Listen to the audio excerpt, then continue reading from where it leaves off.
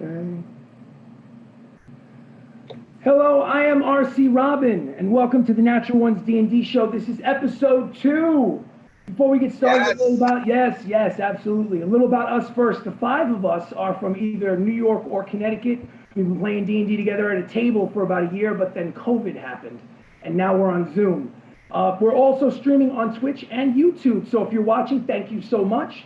Please hit that subscribe button. We really appreciate it. So quick announcement before we actually jump into the game. Our continuing sponsor is Savasana's Kiss, a yoga love story. I hope you can see that. Hold on, let me slide it this way.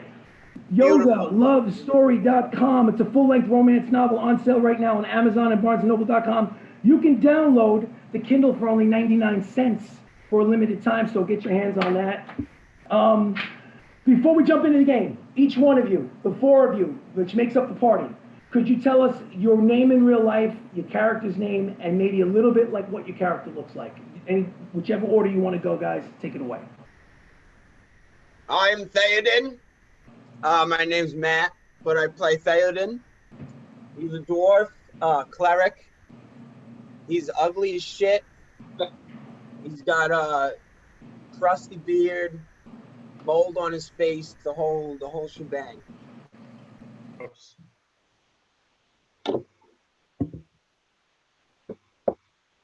Who's next? I'll go next. All right, go ahead. I'm Matt as well. I go by Saps because we have 3 Matts in our social circle. I play the character Aka, who's a rogue, level 7 rogue, level 1 fighter, and he's very short, one of the shortest gnomes ever. He has a mohawk though to compensate for his height, white, likes to dress in black, and he likes to steal shit, especially from his own teammates. Boo. Coming. Boo. Next one. Jacob, go. Okay, my name is Jacob, and I play a navy blue tiefling warlock named Pia, and he's very handsome. He's the most of the group, and also the most badass. So you'll see. The handsomest of tiefling. Yeah. And I'm Brendan, and I play Sirach, the half-elf ranger, who has dabbled a little bit in the warlock arts as well. He's got long silver hair, and he favors his 2 short swords as his weapons. Excellent, guys. All right, so as a quick reminder to the audience, while this is our second episode streaming, second episode on Zoom, first episode streaming, we've been playing together for about a year, so there's a lot of backstory that has happened. It'd be impossible for me to explain everything that's gone on. If you'd like, go back to episode 1, which is currently on YouTube, and catch up on a little bit of what happened last week. But in any event, it's the spring of the year 257, and it's been 2 years since the revolution. And much has happened to the party in the past few months. Just recently, the group has cleared a second of 6 dwarven rune caves. And again, for the second time, the party was treated to a striking vision, what they believed was something from the past, in which a platinum dragon fought bravely against 6 dwarven lords. And in each vision, more and more detail is presenting itself, but they don't have all of the puzzle pieces just yet. Now, they were on their way traveling to a city called Vanwell in the east. None of the party members have ever been to Vanwell. They're about 3 days out. Currently, they're basically all asleep at a campsite, and it's maybe 3-4 o'clock in the morning, a couple of hours before dawn, where everyone is going to wake up, and the last person keeping watch is Baka. Baka, is there anything that you would like to do while everyone else is asleep? Yes. There's been this mysterious, interesting locked book in the possession of Sirach, and I think I want to take a look at it.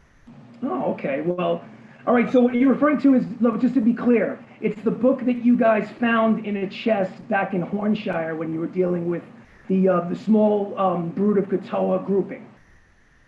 I remember. Alderman Bixby, correct? Yeah. All right. So here's what we'll do. I'll figure it like this. You need to make an investigation check to see if you would be able to find the book in Sirach's gear first. So make an investigation check to see if you could locate the book. Yes. So now this one you can do, I'll trust you, just so the audience knows, we're using the honor system with the dice. But whenever it's a role player versus player, we have an app. And actually right now with something that we forgot to do, I think before we continue, everyone should take out their phones and open up the app. Sorry for the delay, folks, but something that we forgot to do before we started the stream. I'm gonna open up the app. Everybody got it? Yep. Yes. Okay, so I'm gonna go, I guess, in the upper right-hand corner, and I'm going to press DM host. I'm gonna create a table. All right, the name of the table is IMP16, IMP16. What you guys need to do is you need to name yourselves. I see Pia at the table, Sirach at the table, Baka at the table, and Theoden at the table. So everybody is on this. So again, with this investigation check, I'm gonna use the honor system. I trust you that you're gonna be honest with that. But if it's a role you roll for somebody else, we're gonna use the app, okay? So. Oh, I can roll. Yeah, so just give me a roll, an investigation check, just to see if you can locate the book. Because he may have hidden it really well, that you literally is gonna be no way. That's a natural 20 if you can't see. I can't see it. I can't focus it. All right, well, in any event, we trust you. Isn't that right, guys? Don't we trust him? Yeah. I trust him. I Well, there trust we him. go. Okay, so It's hard for a dwarf to trust Sirach is an elf. sleeping, you successfully locate the book. Now, what I want to do using the app is I want to do a versus roll. Sirach, unfortunately, you're fast asleep, so you're going to do a perception check at disadvantage. So you're going to roll the d20 twice and give me the lower of the two, and I need a sleight of hand check from Baka. 16 plus 12, 28. So, unfortunately, I need you to roll a natural 20 on both of those rolls. And you rolled a 9. And let's face it, you technically don't have to roll the other one because one of the rolls was a 9. So unfortunately, he locates the book and is carefully able to slowly take it off your person while you are fast asleep and you don't wake up. I need everyone else to make a perception check at disadvantage. Meaning you roll twice and take the lower of the two. Unfortunately, I need somebody to roll 2 20s in a row. That's the only way. Otherwise, you guys are fast asleep. He's a very skilled thief. Okay. I got 120. Well, they listen, unfortunately. I know. Now, so you know for the future, just so that we can keep this on the level with everybody. In the event that you want to keep something safe and secured from pilfering hands in the middle of the night, you have to let me know in advance in the campaign before you camp and go to sleep. Say, listen, DM, I want this particular item. I want to make sure that I sleep right on top of that shit. So you have to let me know in advance. But in any event, Baka, you now have the leather-bound, thick tome. It's about this thick, and it's got a very simple lock on it from a quick glance. And it's got runic language on the cover that after a few seconds, the words come into focus, and it says, "The life and sacrifice of Fistan Dantalus." What would you like to do? I'll pick that lock. Okay, to pick the lock, I need you to just give me just a regular dexterity check. No advantage, no sleight of hand, you just roll a d20 and add your dex. You get +5. 17 plus 8. 25. It's a fairly simple lock. There are three tumblers in it. Click, click, click, pop. The lock pops open. What would you like to do? Read this book. Okay. You start reading it, and over the course of the next 2 to 3 hours, as dawn slowly approaches, it's a really interesting book. It's almost intoxicating how good it is. It's the story of a young mage who comes to power and falls in love with his master, but then eventually kills her in his quest to attain godhood. And for some reason, you can't stop reading. It's so compelling. And at the end of the book, the narrator finally discovers a path to becoming a god only by siphoning and feeding on unwilling souls to create a gateway to other planes of existence. But in order to do so, he needs a proper trap to aid him in that quest. And on the very last page of the book, you realize that what you are holding is the trap itself. I need you to make a wisdom saving throw. All right. Glad he read the book. Actually, this wisdom saving throw I'd like you to make on the app, please. Okay. Ooh, there you go. There you go. So what's your wisdom modifier? Is it plus what? +2, +1 because I have the stone of good luck. A plus what? +3. A plus 3. Okay, so plus 3, whatever your roll is, plus 3. 3 plus 3 is 6. So you failed the wisdom saving throw. Of course I did. Okay, so what you feel as though you're being drawn into the book as if your essence is being pulled from your body, and suddenly everything goes black. Now this is for the rest of you. You need to hold on for a second, Baka. The rest of you are rustled awake by a screaming voice, the voice of Harry, the journalist that's been traveling with you, who just happened to wake up and witness something that he doesn't understand. Oh my God, guys! Oh my God! Oh my God! Oh my God! He disappeared into the book. I don't know. Oh my! Oh yeah! No! Harry! Oh, what? Oh. It's all right. It's all right. Relax. To let you guys know, you see an open book that none of you recognize except for Sirach. Sirach, it looks obviously familiar because he's the one that belongs to him. It's open, the pages are showing, and it's just sitting in the dirt floor by itself, unattended. Baka is no longer present. He's not in the party. Right. Good character. Oh my God! Oh, don't touch that book! He was reading it, and all of a sudden his body like turned into some kind of like goo and just got sucked into the book. I think the book killed him. He could be dead. Harry, come with me, and I'm gonna turn him around. Oh, yeah. Okay, and he follows you. Just to let the audience know, Harry is a dwarf, but he's very thin. He has no beard, and he's basically someone who dreams about being a best-selling novelist. So he's traveling with the party in order to write their stories. But he honestly is not the life of adventuring is not for Harry. So things kind of hit him a little bit harder than the rest of them. So he's breathing heavy. He's having a panic attack. Looking up and down. All right. So Yeah, you want to like poke that book closed? Yeah, I was actually just gonna say I'm gonna go up and close it. Okay. So you close the book. The book is now closed. Oh. Now, Oh, guys, he could be dead. What do we do? Oh my God. Already. Harry, you have a cleric. Belongs to you. Oh. We could return the book to a library.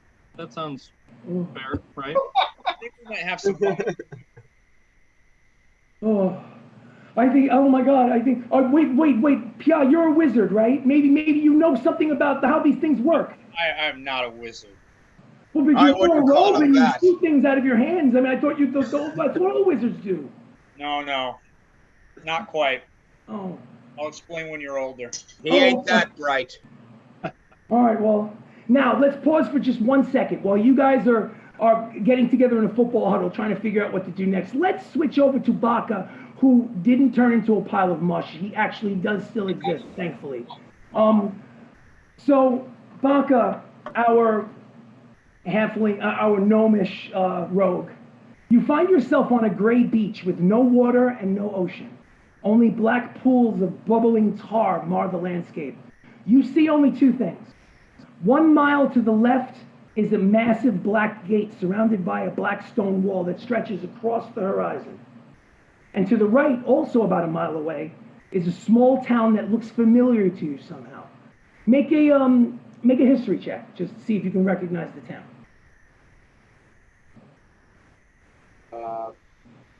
12. 12. Unfortunately, from this distance, being over a mile away, the town is still unfamiliar to you from this distance. What would you like to do, Baka? I'll go to the town.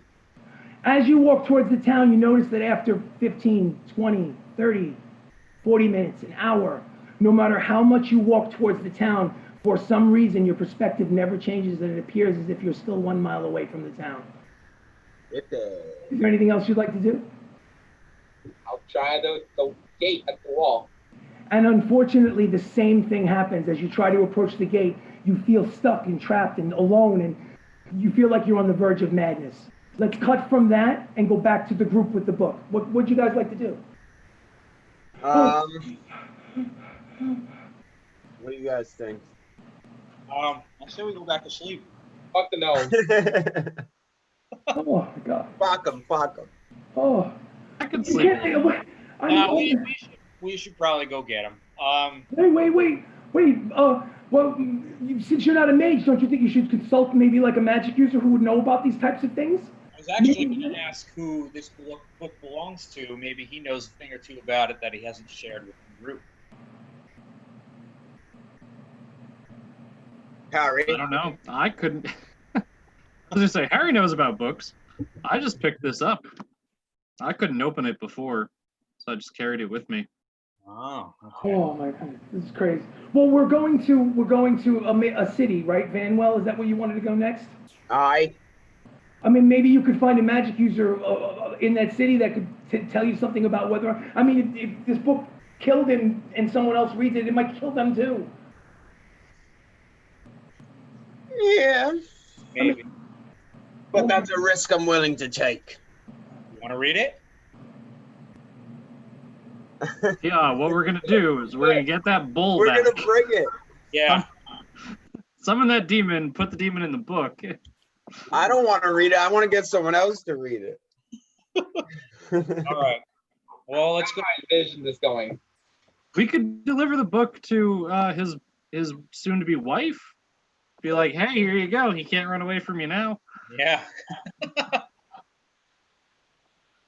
All right. Well, yeah, I guess we should probably find somebody so we can go get him. Yeah. So which you guys wanna way is the Everybody town? gets one. Do the four of you want to continue on towards Vanwell? Four of you, I mean basically the three of you and Harry. Harry. We're going west, right? No, you guys are actually traveling east. Harry, you can you're ride about- on his horsey. You're about 3 days from Vanwell according to the map that you have in your possession. Oh, that's really bad. So is that the plan? Yeah. Hell yeah! Okay. So before we, just because it takes 3 days on horseback, it would make sense for us to do a little bit of food record keeping. What I'll do is I won't do every single day. We'll smash all 3 days together. So we've got, I know each of you, the three of you have rations, all right? What I need to do is a ration, breakfast, lunch, and dinner means 3 rations a day times 4 people. Three rations a day times 4 people is 12. 12 times, wait a minute, hold on. That's 3, let's see, 3 times 3 is 9, times 4 is 36. So as a group, you guys would burn 36 rations in 3 days. Because it's 3 rations a day times 4 people, so 36 rations. Now, is there anything that you guys would like to do during those 3 days, in and out of camp, that could possibly supplement those rations? So that you don't have to actually eat the ones in your pack. Let's go fishing. Fishing, outstanding. So do you want anyone to go fishing with you? I'll fish with you, my friend. So Theoden and Pia are going to go fishing. We'll assume that this is the roll for the 3 days. We're not going to do rolls for 3 days straight, just for one. So I want you guys to roll a survival check with advantage to see, and let me know what the highest number you guys get. One roll each. With the app or now? No, I trust you. Just roll with the dice. 15. 15. What did 19. You got a 19. Okay, so the DC was 10. You rolled a 19. So I'm gonna go -9. You guys basically supplement approximately Got a boatload of 9 fish. meals worth of food from fishing. So now we're at 27 that got spent. Does anybody like to do anything else? I want out of the book. I'm sorry? I want out of the book. I know. I'm sorry, Baka. This Oh, was you're something scared. this was something that I had not planned specifically for today. But you texted me beforehand and said I want to steal the book, and you read the You book. asshole. So this is just what happens. They're going to. I promise you that we will get to the town. When we get to the town, they'll do their best to get you out of the book. I'm hoping that they do their best. My fingers are crossed for you. Yeah, I don't know now. Yeah. But so now, since Theoden and Pia were fishing, is there anything that Sirach would like to do? I will go hunting. Hunting, bow and arrow hunting for Big man on game. campus. Yes. You have advantage with hunting, correct? Correct. Yes, so roll with advantage for yourself and let me know what the higher of the 2 numbers are. Okay. That would be a 14 highest. 14. Okay, so what that does is that you were lucky in catching some game and you supplement 4 meals, so that gets you down to 23, from 27 to 23. So In supplementing with fish and with wildlife, instead of spending 36 rations, the combined total between the three of you guys is 23 rations. So it's up to you how you're going to break that down as far as the 23 rations is concerned. Well, I only have 14. So, I mean, I'll use all mine. I don't care. All right. So keep in mind, you'll use all 14, but you literally will be with an hour away from the city. Yeah, You'll be able yeah. to buy more. So Well, I have some too. So well, minus 14 gets you only need 9 left after he uses his 14. I have more than that to spare, so we're good. All right, so we're going to take 9 off of Pia. Yeah, I have 38 Okay. in my bag. Got you. So then what you'll do is go to the 29. Yep. All right, cool. So you guys are fed, you're rested, you make your way in the direction of Vanwell. You're about an hour away from Vanwell. The sun is high in the sky. You figure maybe it's about 11 a.m., noon o'clock. There's a large hill that you're cresting, and I need the three of you to make a perception check, please. 16. 16. What did you guys get? 17. 30, 20. 20? You hear that, Jacob? 17. Yeah. So, all three of you happen to hear voices over the crest of the hill, and the clip-clop of horse hooves. At this time, you do not see anything yet because the hill is kind of cresting like this, but you can hear voices and the clip-clop of horses. Is there like trees and shrubs near us? Yes, on the sides of the road. All right. If I cast invisibility, will it cast it on our horses too? I'm not 100% sure. Let me look that up on the phone. What is it for? The first level spell? Second level spell? I think it's a second. Second. Give me 1 second. D&D spell book on the phone. I don't think it does. I think the horses will still be there. I think it's just anything you're carrying or wearing. Invisibility. Or sitting on? Be nice. It's got to be on the target's person. And it honestly will only make you invisible, not your horse, and then you still have to worry about the other 3 people in the party, 2 plus Harry. Well, I can do an additional 2 because I'm using it as level 4. Gotcha. Gotcha. But, okay. But no, I don't think, let me put it to you this way. I will allow, the horse has to be considered like a person. Because let's face it, horse is bigger than a person. Okay. It's like 1,000 pounds, but I'll let it count as an individual. So, All right. You know what? Can we just hide? Yeah, man. Yeah, we can just kind of duck into the shrubs. all right, so you take the horses as quickly as you can to go over the shrubs. Just make a stealth check, everybody, please. Unfortunately, though, I think it would make sense since you have horses and Theoden has armor. It would make sense probably for you guys to do it as a group, but Theoden has to roll at disadvantage. Shit. You guys got a rogue that could. And I get another 20. Motherfucker. A rogue would be pretty helpful, actually, at this point right now. I rolled 11. 11, 16. 16, 10. 10. All right, well, let's put it this way. All right, you know what? As a group, that's not so bad. You guys tuck your horses away off onto the side, behind the trees, maybe about 50 or 60 feet off the path. And you sit there and you wait, and 30 seconds goes by, a minute goes by, 2 minutes, 3 minutes. Nothing happens. I think I'm gonna whisper to Bach. I'm gonna say, scout ahead, see what's going on. I'm in the book, buddy. Yeah, Baka doesn't answer. Oh shit. Who's next? I can't stealth. I can stealth. Can You you? go. Yeah, I'm decent at stealthing. You want me to go Sirach, scout it Sirach, out you go. like the ranger should be? Yeah. All right, no problem. Well, All right. then, just make a stealth check. Can I give him guidance?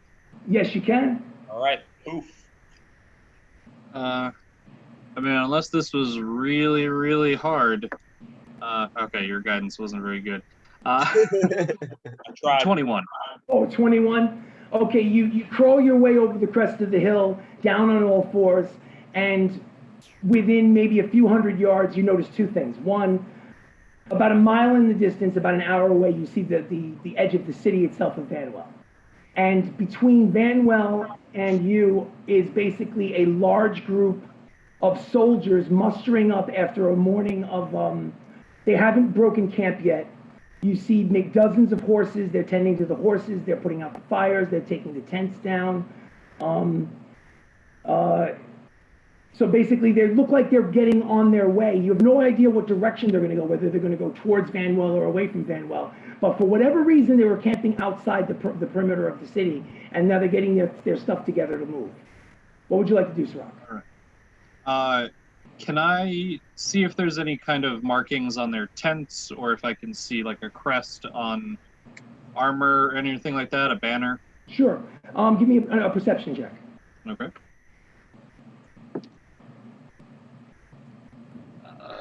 Perception is 22. 22. Oh, you see a lot with the 22. Okay. First thing, you see a banner that's orange and white. And they're wearing, most of them are wearing orange and white tabards over their chainmail.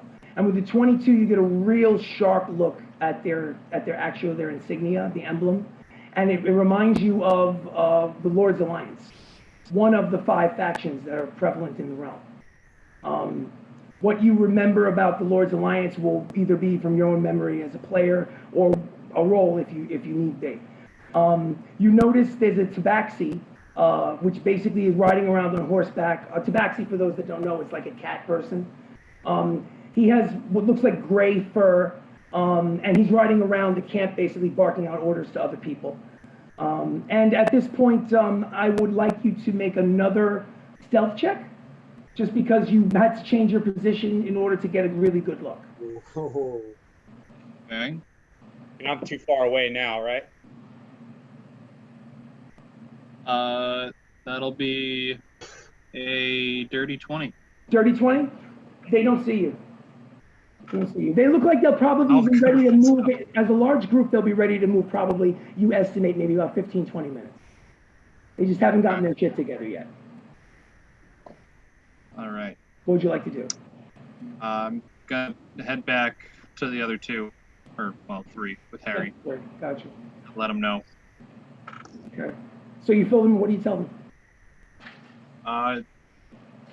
Looks like a large group of soldiers. They're wearing the Lord's Alliance colors. They seem to be led by a tabaxi. I don't know if that's useful to us. I don't remember any tabaxi of importance with the Lord's Alliance. They seem to be heading out soon. I'm not sure where, though. But they're breaking down camp. Well, we're going in case you remember that fight we had defending Flitwick. There, a lot of them, not all of them, probably.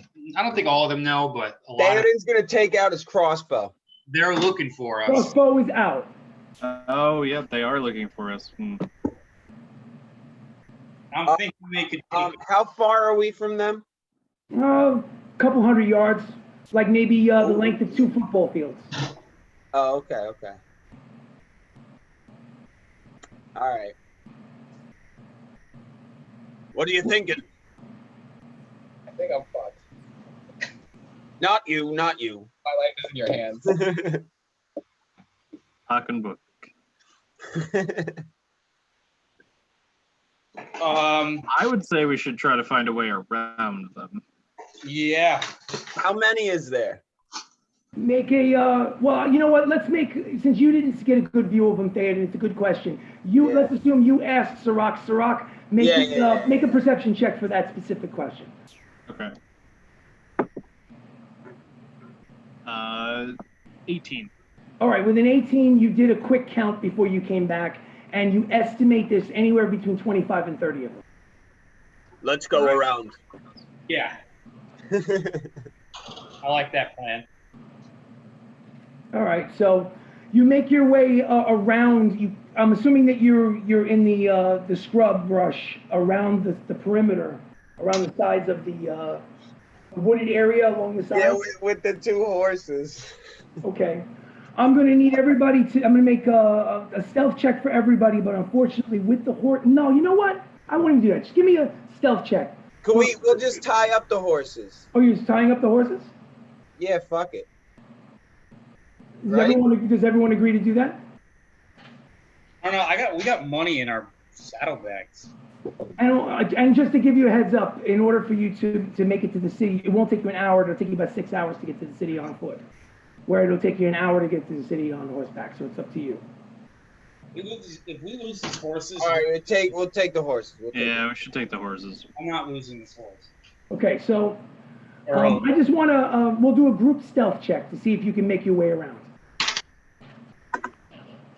Ooh. 11. Wait.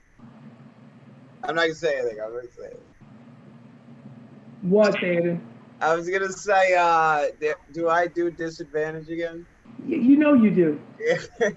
I got a nat 20. Yeah, you got to roll it again. I'm sorry. I think that's. All right, 18's good. I'll take That's it. good. That's good. That's good. So what's so we got 18? What did you get, Sirach? 16. 16. What did you get, Pia? 11. 11. All right. Now, I would say that with those rolls, you successfully elude the large group of soldiers, Yes. the foot soldiers and horseback and the tabaxi that are basically alongside the road, maybe a couple 100 feet.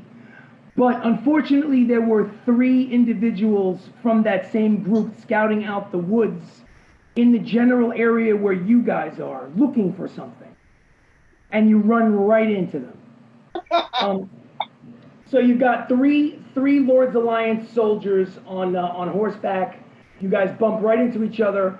One of them is a guy has like an epaulette that looks golden, which denotes some sort of rank.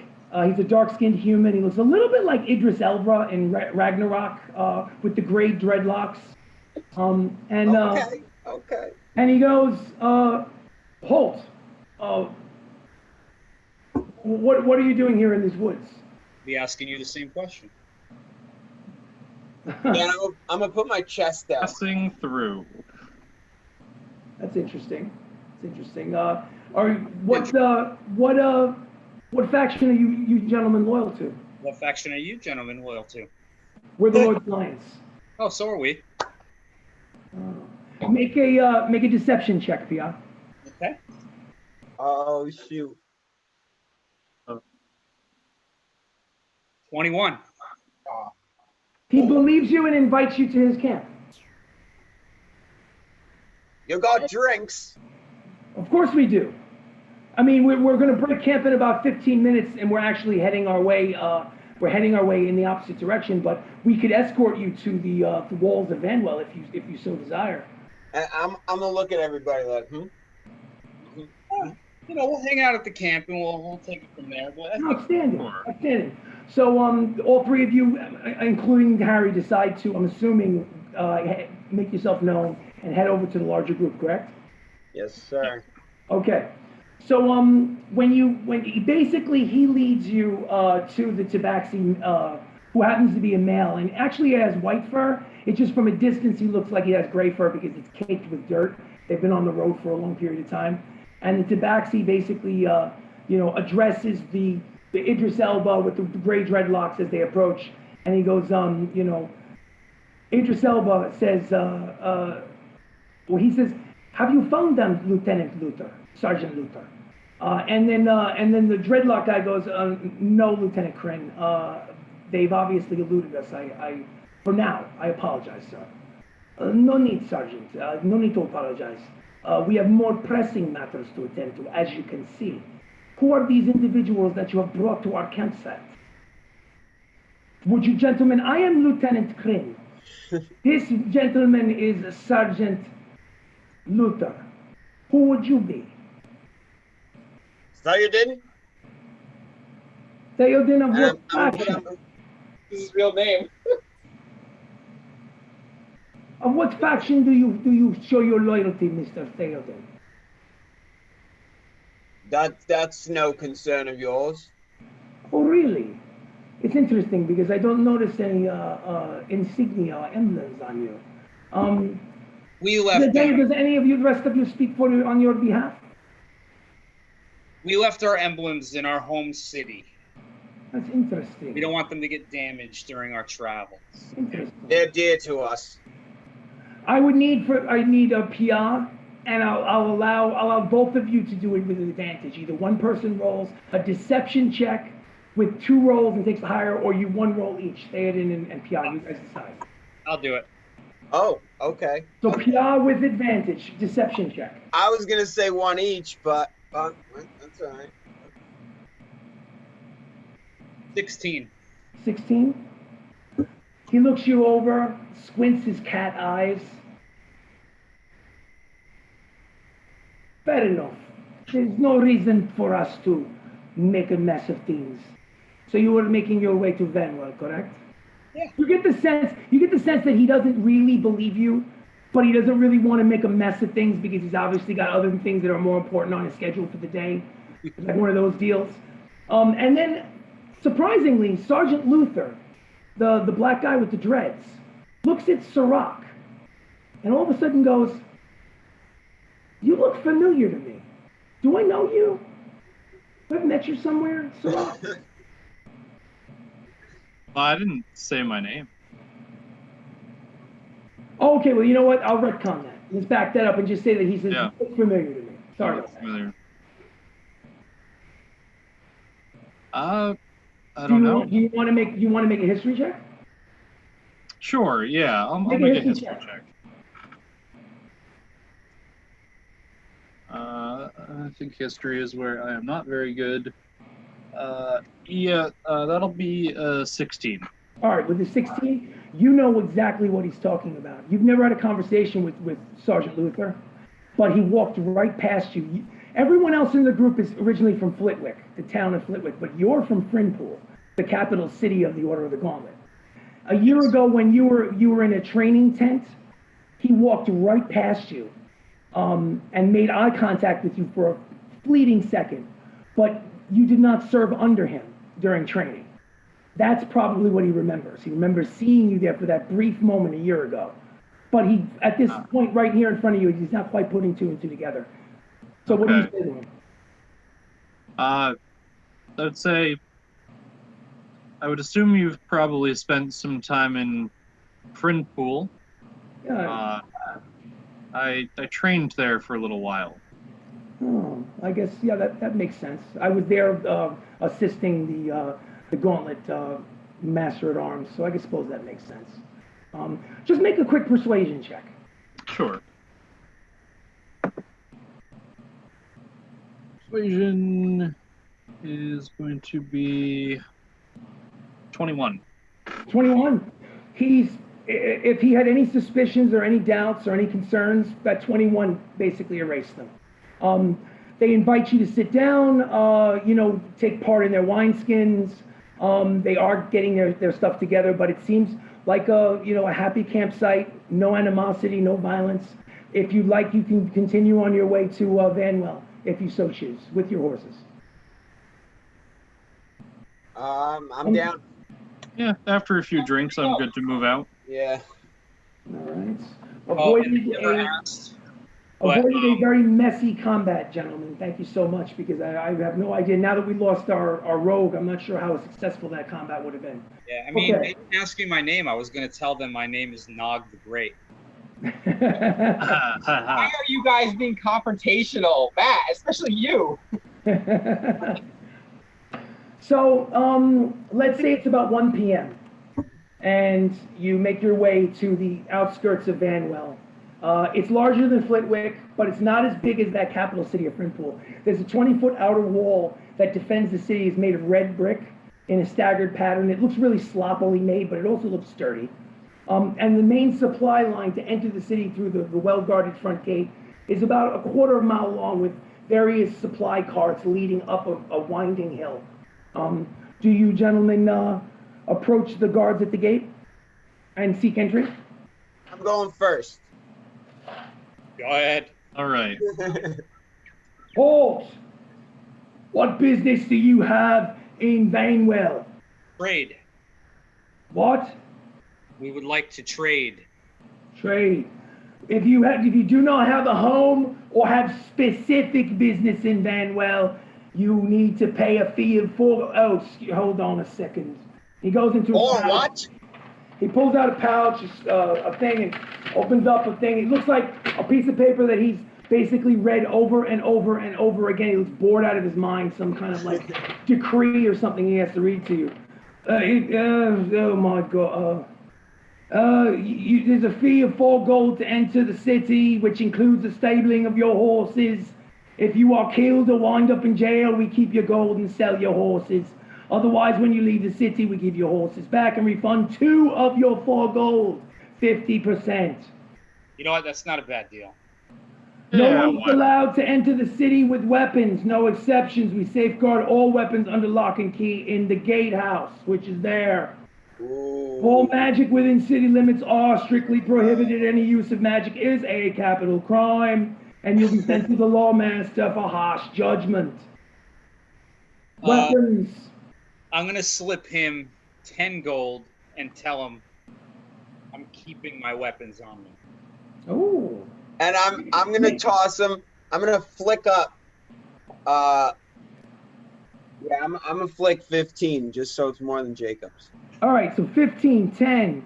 Sirocco, you. I'll call. I'll also. You know what? I'll split the difference. 12 for the man. Okay. So you guys all gave 10 or more gold pieces, each, in order to keep your weapons.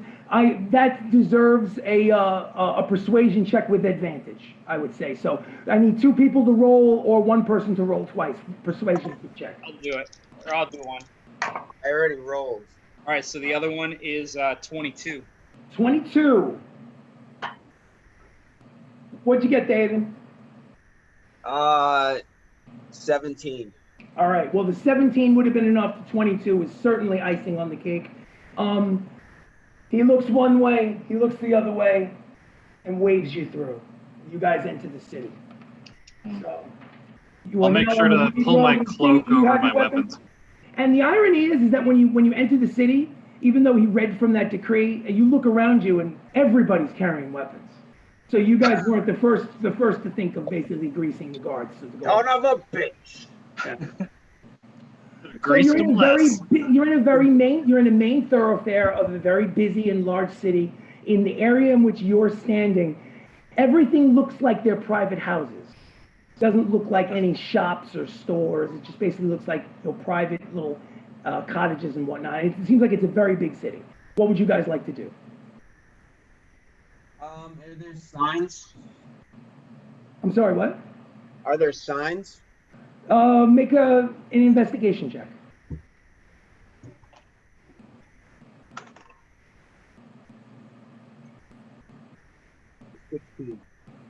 15? 16. 16? No signs. No signs, at least that you can see within the next few blocks. Just to give you a sense of it, the red brick from the outer wall, a majority of the houses are made of either wood or red brick. Filthy streets, 2-story establishments, people throwing buckets of feces out the window, splashing people on the side. You've got, you don't see a lot of aristocracy. It's a lot of poor, angry, disheveled people who don't bathe enough. Flies everywhere. You do see a meat market nearby, but there's flies around the meat market. It doesn't look all that appetizing. And other than that, you're just basically standing there in a puddle of mud, and what you hope is mud. And what kind of shithole is this? Just that, a shithole. What would you guys like to do? Let's find a store. Well, we I need to sell. Probably find a bank because we have saddlebags full of money. All right, so I don't trust the bank. So how are you going to find this bank or a store? You're just going to wander around and just look on your own? No, I'm gonna look in. Are there windows? Well, I mean, there are definitely windows. So most of the windows in the vicinity Are covered in shit. have curtains. Well, if they're not covered in shit on the outside, they're covered in curtains on the inside. And in this maybe 1-2 block area, you don't notice any signs. They all look like they're private homes. There's an easier way. You want to find a civilian and just ask. Okay, make an investigation check. Where's the people? There is no 6. 6. Well, people bustle past you left and right, and the only person you're able to stop that will stop and talk to you is like a really old man, 75, 80 years old, and goes, there's 3 parts of the city. You're standing in Stone Valley. This is where the houses and the stores are. People sell things from their houses. There is no plaza. You basically just got to walk around till you find their store. What about a magic shop? I don't know about any magic shop. Old Town is where the lawmaster and the captain keep the lawbreakers. That's where your bank will be. The docks are along the river where the boatmen are. I worked the docks for 55 years. If you don't want to be a boatman, there's no reason to go to the docks. Now leave me alone. Very well. Thank you, old timer. They gave me nothing for my trouble, bastards. I already paid to get in, man. Yeah, that was ridiculous. So would you guys would you guys prefer to wander around and randomly see what signs you can find just, poking around? Yeah, why not? All right, so then what we'll do is we'll do an investigation roll one at a time individually for the stuff that you happen to notice and stumble across. Who's gonna roll first? I'll do it. These are investigation checks. So Pierre, give me just a straight roll for investigation, and I'll tell you what's the first thing that you find. Investigation. 8. 8, you miss that one. Okay, you walk right past that one and miss the sign. Who's next? I'll go. Okay, Sirach, give me an investigation check. Nat 20. Nat 20, I'll give you 2 of them for a Nat 20. So while he basically missed whatever it is that he missed, you notice 2 things. You notice a sign in front of a house that's called Salt and Honey. Honey. And you notice across the street, directly across the street from Salt and Honey, is a sign that says Lala's Blank Page. So I hope somebody's writing this down because. So now, Theoden, let's give an investigation roll as you guys continue to wander the streets of Vanwell. Let's do it. Oh, fuck. What'd you get? 3. 3. That's a big time miss. You guys didn't notice that one. All right, let's go back to Pia. Pia, give me an investigation roll. 4. 4. Nope, missed it. Sirach. Yes. Give me an investigation roll. Oh, okay. Love of God, guys. You guys are gonna kill me. That's not gonna be as good. A 7. A 7, missed it. Who's next? Theoden? I don't remember who's next. I don't remember the name. Yeah. Pia, go. Pia, give me a roll. There we go. 16. 16. You notice a storefront that, well, it's not a storefront. It's basically a big house, but there's a sign in front of it that says Joe's Pantheon. Okay. Who's next? Theoden? Yeah. Theoden, give me a D20 roll. Add your investigation. Are you kidding me, bro? What'd you roll? 2. 2, you missed it. Listen, there's a lot of people, there's a lot of activity. Just as you would have seen that sign, you noticed in an alley 2 kobolds punching the shit out of each other, and you found it more entertaining. Theoden's been hitting the pipe too much. Yeah, I think so. Who's next? Is it Sirach? Yeah. Sirach, give me an investigation roll. 14. 14. You notice it's not a sign, but it has, well, no, it's a sign. It doesn't have any type or text on it. It basically is just a symbol of a knife in a clenched fist. It's a symbol of a knife with a clenched fist. Okay. Who's next? Pia?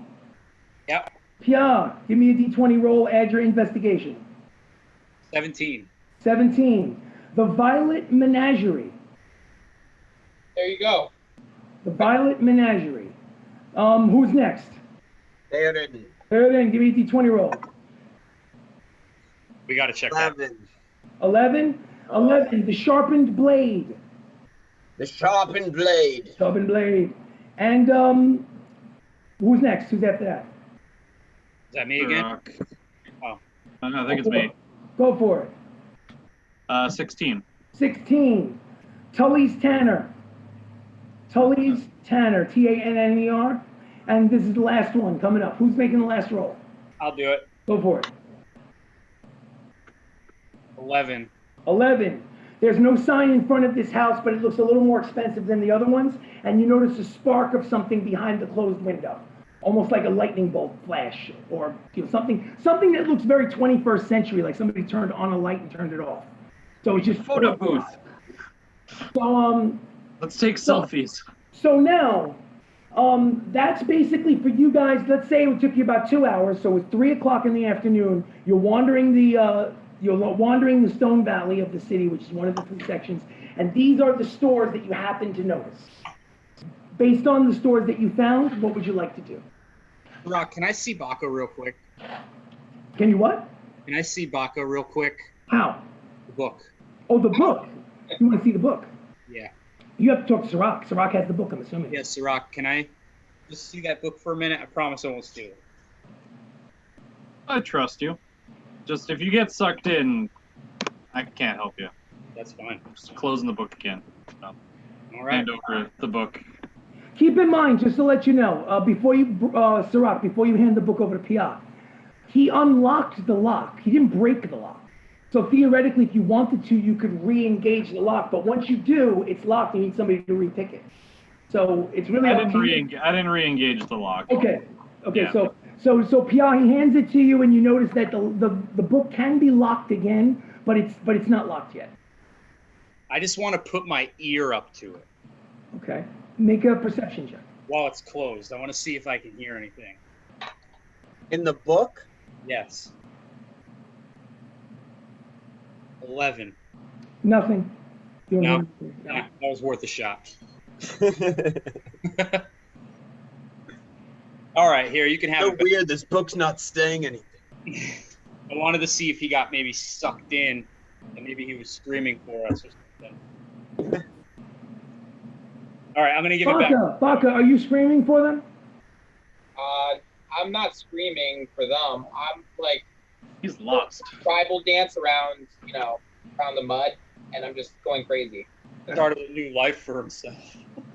Oh, whatever loud noises he might be making in his encroaching madness, you do not hear. Okay. Okay. What would you guys like to do? I'm going to give Sirach back the book. Okay. Thank takes you. it back. We'll pretend he's there. He'll be back. Yeah. Theoden, Yes, sir. why don't we check out Lala's blank page? Maybe they can help us with this book so we can save our stupid road.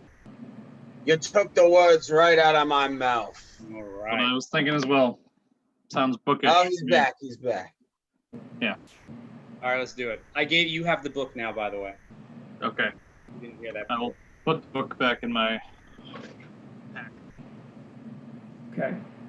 So you guys make your way to Lala's blank page, and you enter the private home, which is doubling as a bookstore or a library of some kind.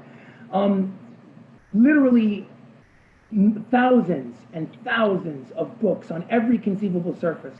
Imagine if you, in your own house, had a basement that you just basically decided to create a library of your own, and there are piles and piles of books stacked in every possible. You can only weave your way around the piles of books.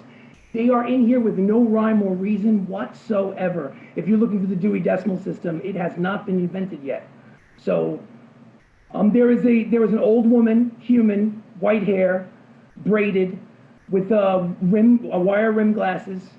I'm gonna ask Sirach if I can hold the book in my back pocket.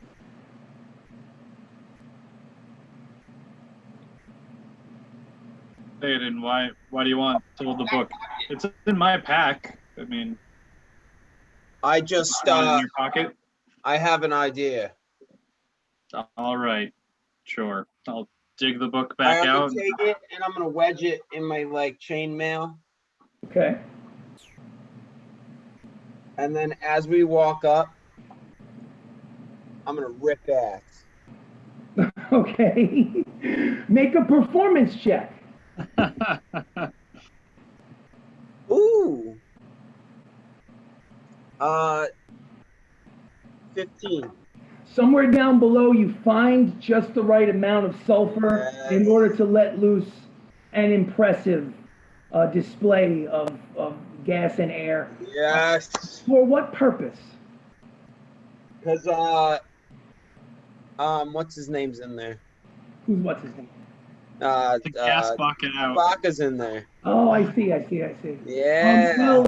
Well, the old woman who is reading a book of her own looks up at you briefly, makes a smirk, but then goes back and continues reading her book and says, feel free to browse, hopefully over there. I'm gonna blush and smile at her. Okay. I'll go over to her and say, don't mind my friend, you know, those rations don't agree with him all the time. It seems likely, yes. Is there anything that I can help you boys with in particular? Actually, A particular kind of book? there might be. Do you know anything about magical books? Not necessarily books on spells, but books that may have a spell cast on them. Well, I'm not a magic user myself. I'm just a purveyor of tomes and books. There is a section in the back behind the beaded curtain where I sell individual scrolls that have writing that I don't understand, if you're interested. Or you also sell the steamy books as well. Well, that's the same general vicinity, yes. For more discerning. I can tell by the red candlelight behind the curtain. Yes, absolutely. So, make a persuasion check, Sirach. Sure. Persuasion will be 19. 19. Well, I mean, there is an individual, his name is, let's see, let me actually look to see if his business Bless is you. open today. Is he open today? I don't know. Give me one moment, sir, and I'll help you in just a moment. His name is O'Harris, and he has a shop of his own right around the corner. And it's Oharis, O'Harris. He may be able to help you with your magical quandary. As far as removing curses or spells, that's way beyond what I'm capable of doing. I'm just a lonely bookseller. Right. What is his storefront called? He doesn't have a sign. Just go down 2 blocks and make a right. You'll notice that there's a fountain in front of where the what is it? Where is it? Where Old Town begins. It's the store right where Old Town begins, where there's a fountain in a center area, just to the right. You'll notice this. It has a red door, if there isn't too much, dirt or shit on it, but usually red. All right. Well, thank you. Is there anything that I can help you with other than that? It's hard to keep places open without sales. Is there any books in here that I can interest you in?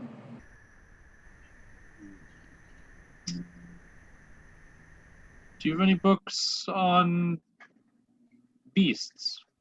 Beasts. Make an investigation check.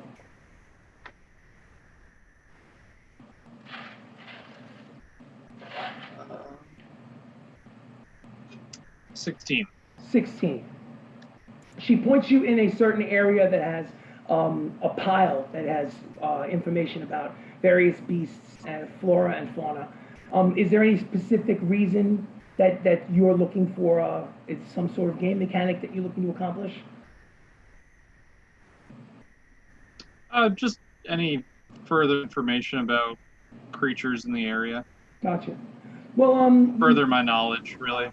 there you do find a book that definitely has some information about the Forian Desert and some of the flora and fauna, like flowers, and also the animals that roam the area. It's about 400 pages. There's no way you'd be able to read it now. I can give you details on it like by next week during maybe through text messages during the week. But I mean, it looks interesting. Sure. Interested in buying that one? I'll ask her how much. 5 silver. Sure, why not? So basically, it's 5 silver is half a gold. So just make the change any way you want. Yep. Okay. Hey. Anybody else want to do anything? Freedom. I'm wondering if you could tell us about this, and I'm going to take it out, and I'm going to place it right on the counter there. Okay. She looks at it and she pauses, looks at it real hard, squints her eyes. It's bizarre. When I looked at the cover initially for the first few seconds, I couldn't understand the title. And now I can understand it. This seems like a magical tome. Again, you should speak to O'Harris. He would know more about magical tomes. I would rather not touch it. Okay. And where can we find O'Harris? Just head towards Old Town. You'll notice a plaza with a fountain, and to the right, the house to the right of the fountain with the red door. There's no sign. He doesn't take kindly to visitors mostly. Just tell him that Oladi from the bookstore sent you. And Oladi. Oladi. Oladi. Aye. Yeah, just tell him Thank that you. Oladi sent you from the bookstore, from Lala's bookstore, blank page. And I'm sure that he, will take to you kindly. Well, thank you, ma'am. Yes, thank you so much. Thank you for your business, Mr. I'm sorry, I didn't catch your name, Mr. Elf. I'm going to Mr. nudge Elf? him. Sirach. Sirach, okay, thank you, Mr. Sirach. And thank you, Mr. Dwarf, what was your name, I'm sorry? Oh, Theoden. Thanks, Daden. You need to, take care of those stomach issues. Oh. I mean, I do have a book on indigestion and poultices that can heal that if you'd like. It's only three silver. I'm going to flicker gold. Oh, she gives you that book, and she also gives you another book that she pulls from under the counter. It's basically called Tusk Love, and it looks like it might be a kind of book where stuff happens. Kind of like erotica. All right, I'm going to flip through it quick. Oh, you flip through it quick. There are no pictures. It's all text, written in written text. There's some spicy stuff. You notice some questionable words every 3 or 4 pages. This is something you definitely should read at the campsite, with a little privacy. All right, I'll shoot her a wink and then walk out. Yeah. Thank you, gentlemen. So you guys leave. You're back out onto the busy street, main thoroughfare. What would you like to do? Let's go talk to that guy. I mean, let's go to O'Harris. Yeah. O'Harris. So Talk to him. See if we can knock her back. Gets to about 3:30 p.m., about a half hour after that interaction, and you make your way to the red door across from the fountain on the edge of Old Town. In the distance where you're standing, you notice that there's a large municipal type looking building where you would assume that maybe the lawmaster, perhaps the barracks for the military in this town. I need everybody to make a perception check, by the way, really quickly. 3 of you make a perception. 7. 7. You notice nothing. 10. 10. 11. You guys all notice nothing. Any sights and sounds. Okay, so you make your way to the red door. What do? It's closed. Knocking, baby. You also notice that this is the door. This is the place where you notice that flicker of light behind the window. Okay. So it's the same place. What was the lady's name again? Her name was Oladi. O-L-A-D-I. Oladi. Oladi. Oladi. Oladi. Oladi. So what would you guys like to do? Knock on the door. You wait. Door opens. Just open up enough so that a face can look out. Yes. What do you want? He Oladi. was sent by Oladi. That bitch doesn't pay her bills. Why are you bothering me? She told Well, us. if you'd open the door, maybe we could talk. Intimidation check. Me or him? Him. Theoden. Shit. Oh no. 3. Closes the door. Slams it. Ow! Oh. All right, I'm banging on the door. Bang, bang, bang, bang, bang. Bang on the door, bang He on opens the door again. What do you want? I just told you to go away. I know, but I'm asking you now. We really, you know, you don't have to be rude. I've never even met you before. Like, let us in. You can help us with our task. We can pay you, and we'll be on our way. What task is that? We have a book that needs to be examined. Wait 1 second. Closes the door. All kinds of like manner of contraptions and locks and you know, chains and stuff. You hear all this going on behind the door, and then he opens the door. Come in, come in, come in. He's basically a 6 foot human, okay, who's basically balding, but with like the dirty toilet bowl ring on the back of his head, and a red goatee, and he's 6 foot and 110 pounds. He's the skinniest human being you may have seen. He seriously needs to eat a cheeseburger. He ushers you into his house. Interesting thing about his house, from the outside, his house looks like it's a shack. When you walk inside, somehow there must be some sort of magic which turned the size into 10 times the size. You feel like you're in the lobby of a mansion. Obviously, this guy has used magic in order to transform the look of the interior of his home.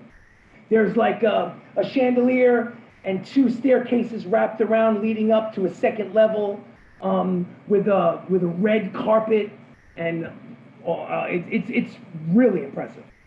Not to mention that the chandelier looks like it's lit by some sort of like magical power. There's no candles in it. It's basically just lit. Very, very strange.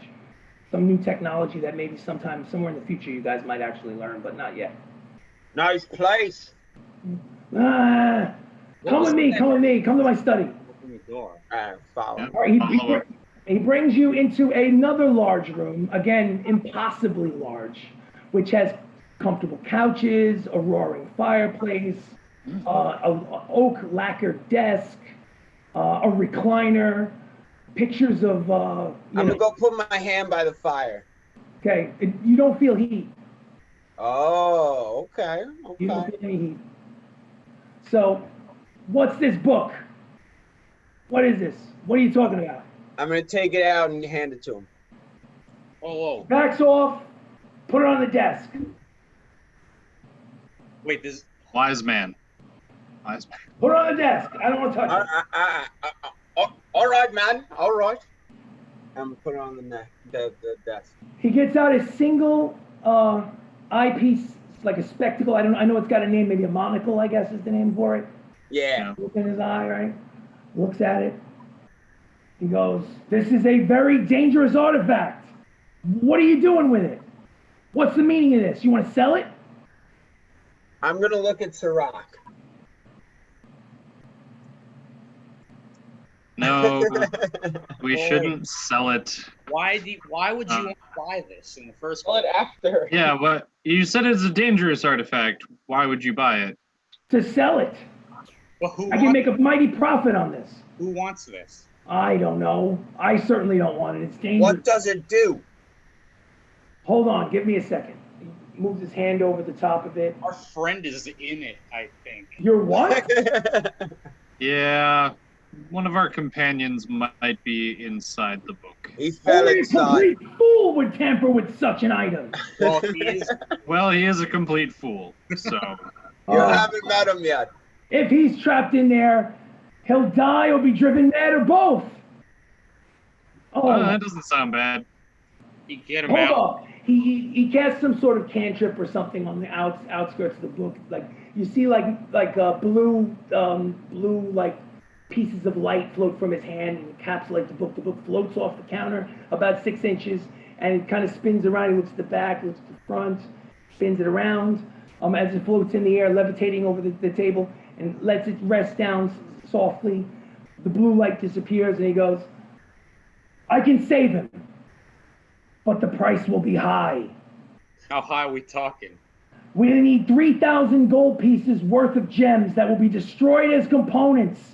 And you must all aid me in the ceremony. And there's no guarantee of success. None. This blue and clear gem, what are these worth? I don't know. Go to a gemologist. Do I look like a gemologist to you? For God's sake, you know what? Okay. One or all of you might die in the ritual. Do you consent? He consents. He consents. So you consent, brave dwarf. Oh, shit. Brave dwarf. Bring me the gems right away. The longer we wait, the less chance it will have to succeed. Jacob, I have 2 gems of unknown quality in my backpack because that was not with me. You can't tell him that. You're stuck in limbo land. Well, I guess that is a valid question. Do we have Baka's gear, or No, you have nothing. You have nothing. All you have is Baka's extra horse. That's all you have. okay? That's what I Does figured. Baka have saddlebags? I don't think so. I have 5 assorted gems.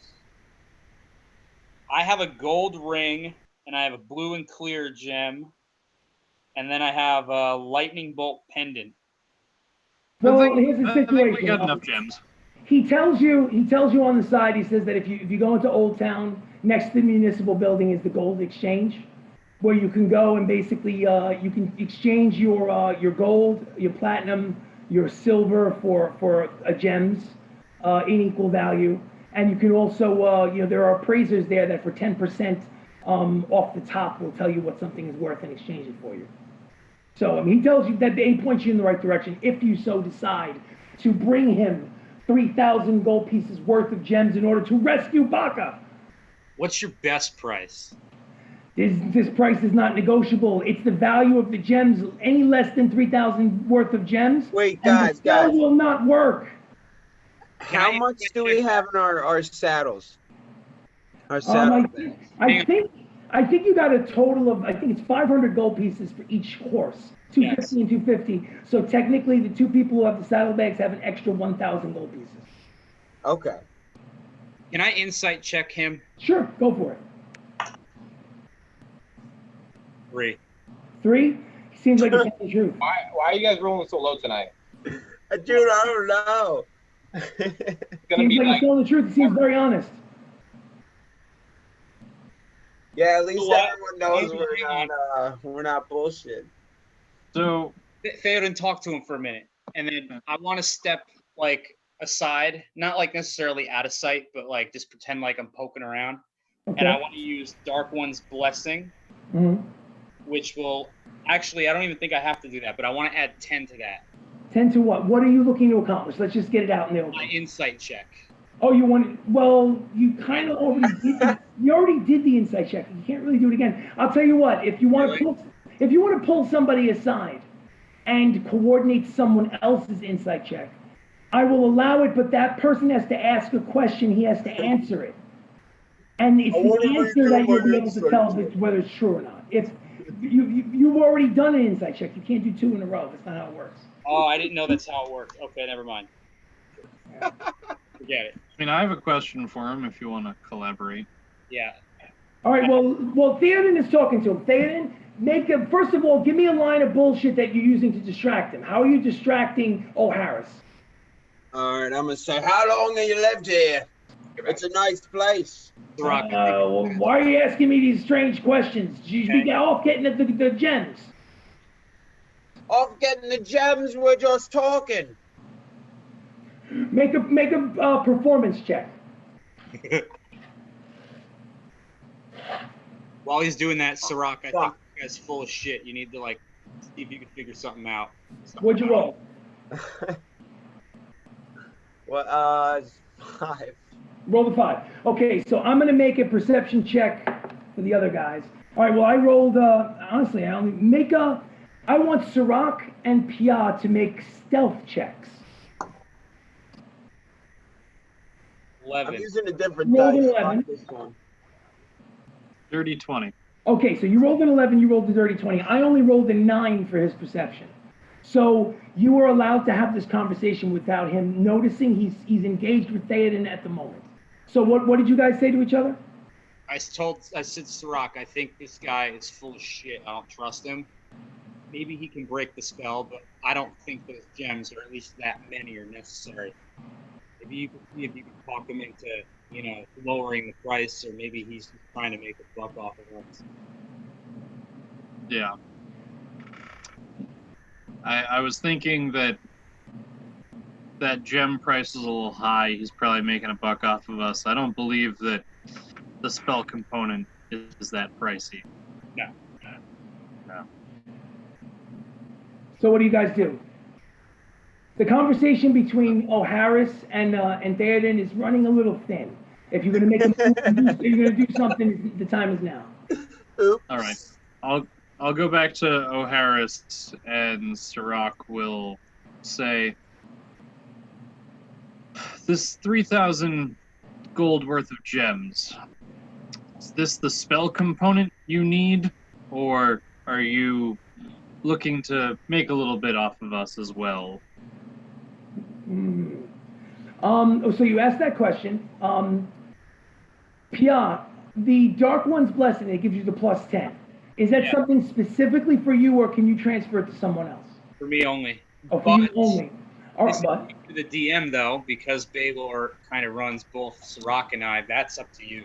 nah, it's a little, Yeah, that's no, a I little hear you. testy. But I will say this, that at least since you asked a different form of question, it deserves another insight check, and the insight check gets a new roll.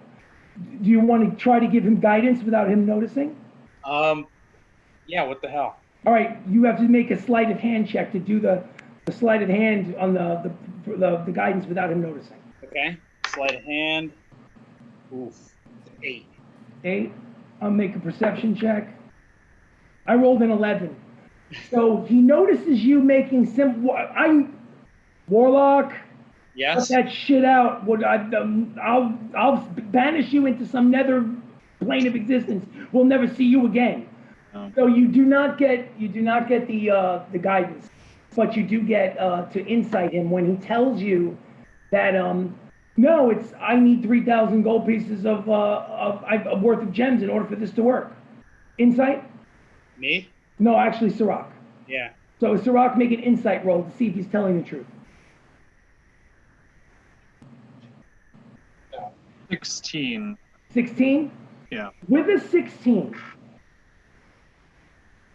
you can tell that you're not sure what, but you can tell that he's not telling you the entire truth. You're just not sure what he's lying about. Something about what he's saying is something's off. You can't put your finger on it, but you're not sure what he's lying about. All right.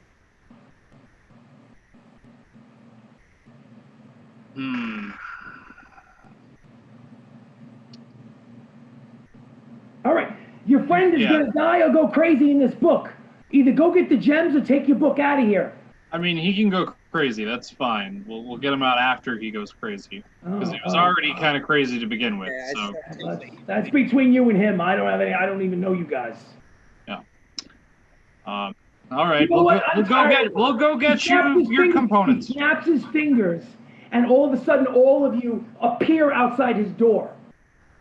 Like you step through a teleporter, and you're all basically poof, outside the door of his house, the red door. All right then. The book poof, basically appears in the air and slams down into the shit on the ground. I hope when Baka comes back out, he comes through the shit. Theoden, Yes. do we fight him?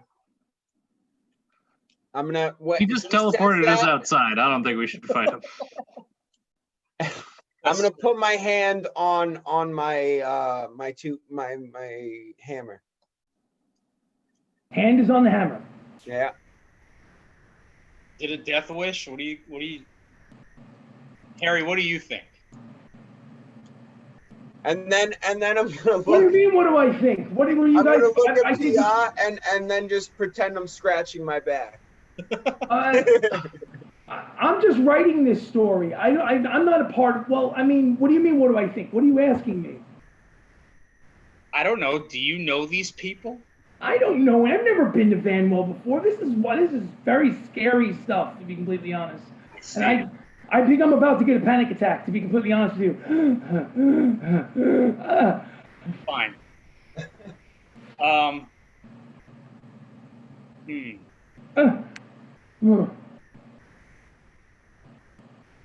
I guess you guys wanted to see what gems we have, what they're worth.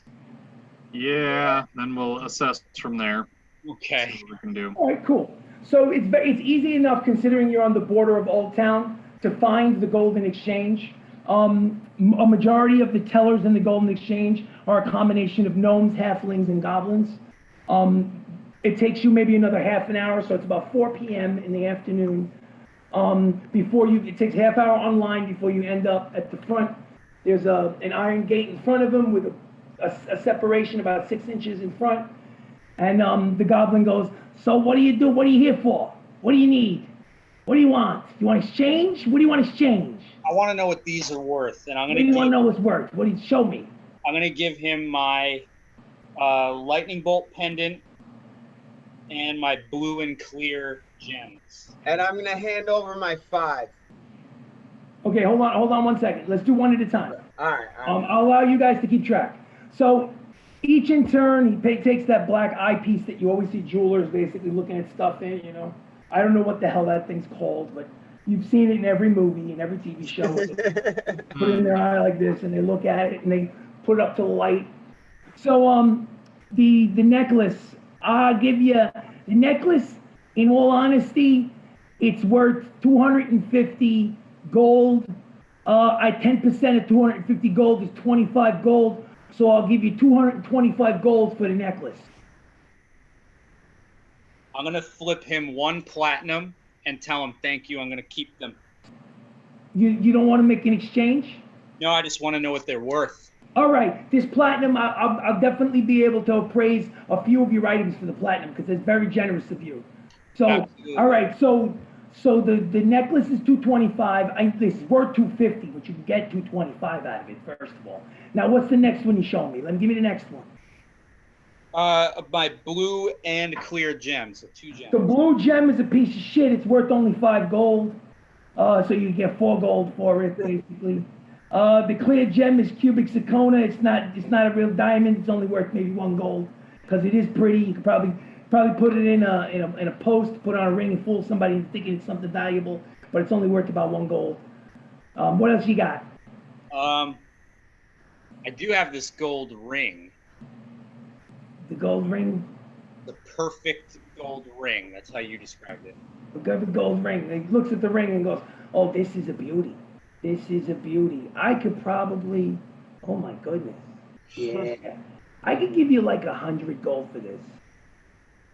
I could give you 100 gold for this ring, yeah.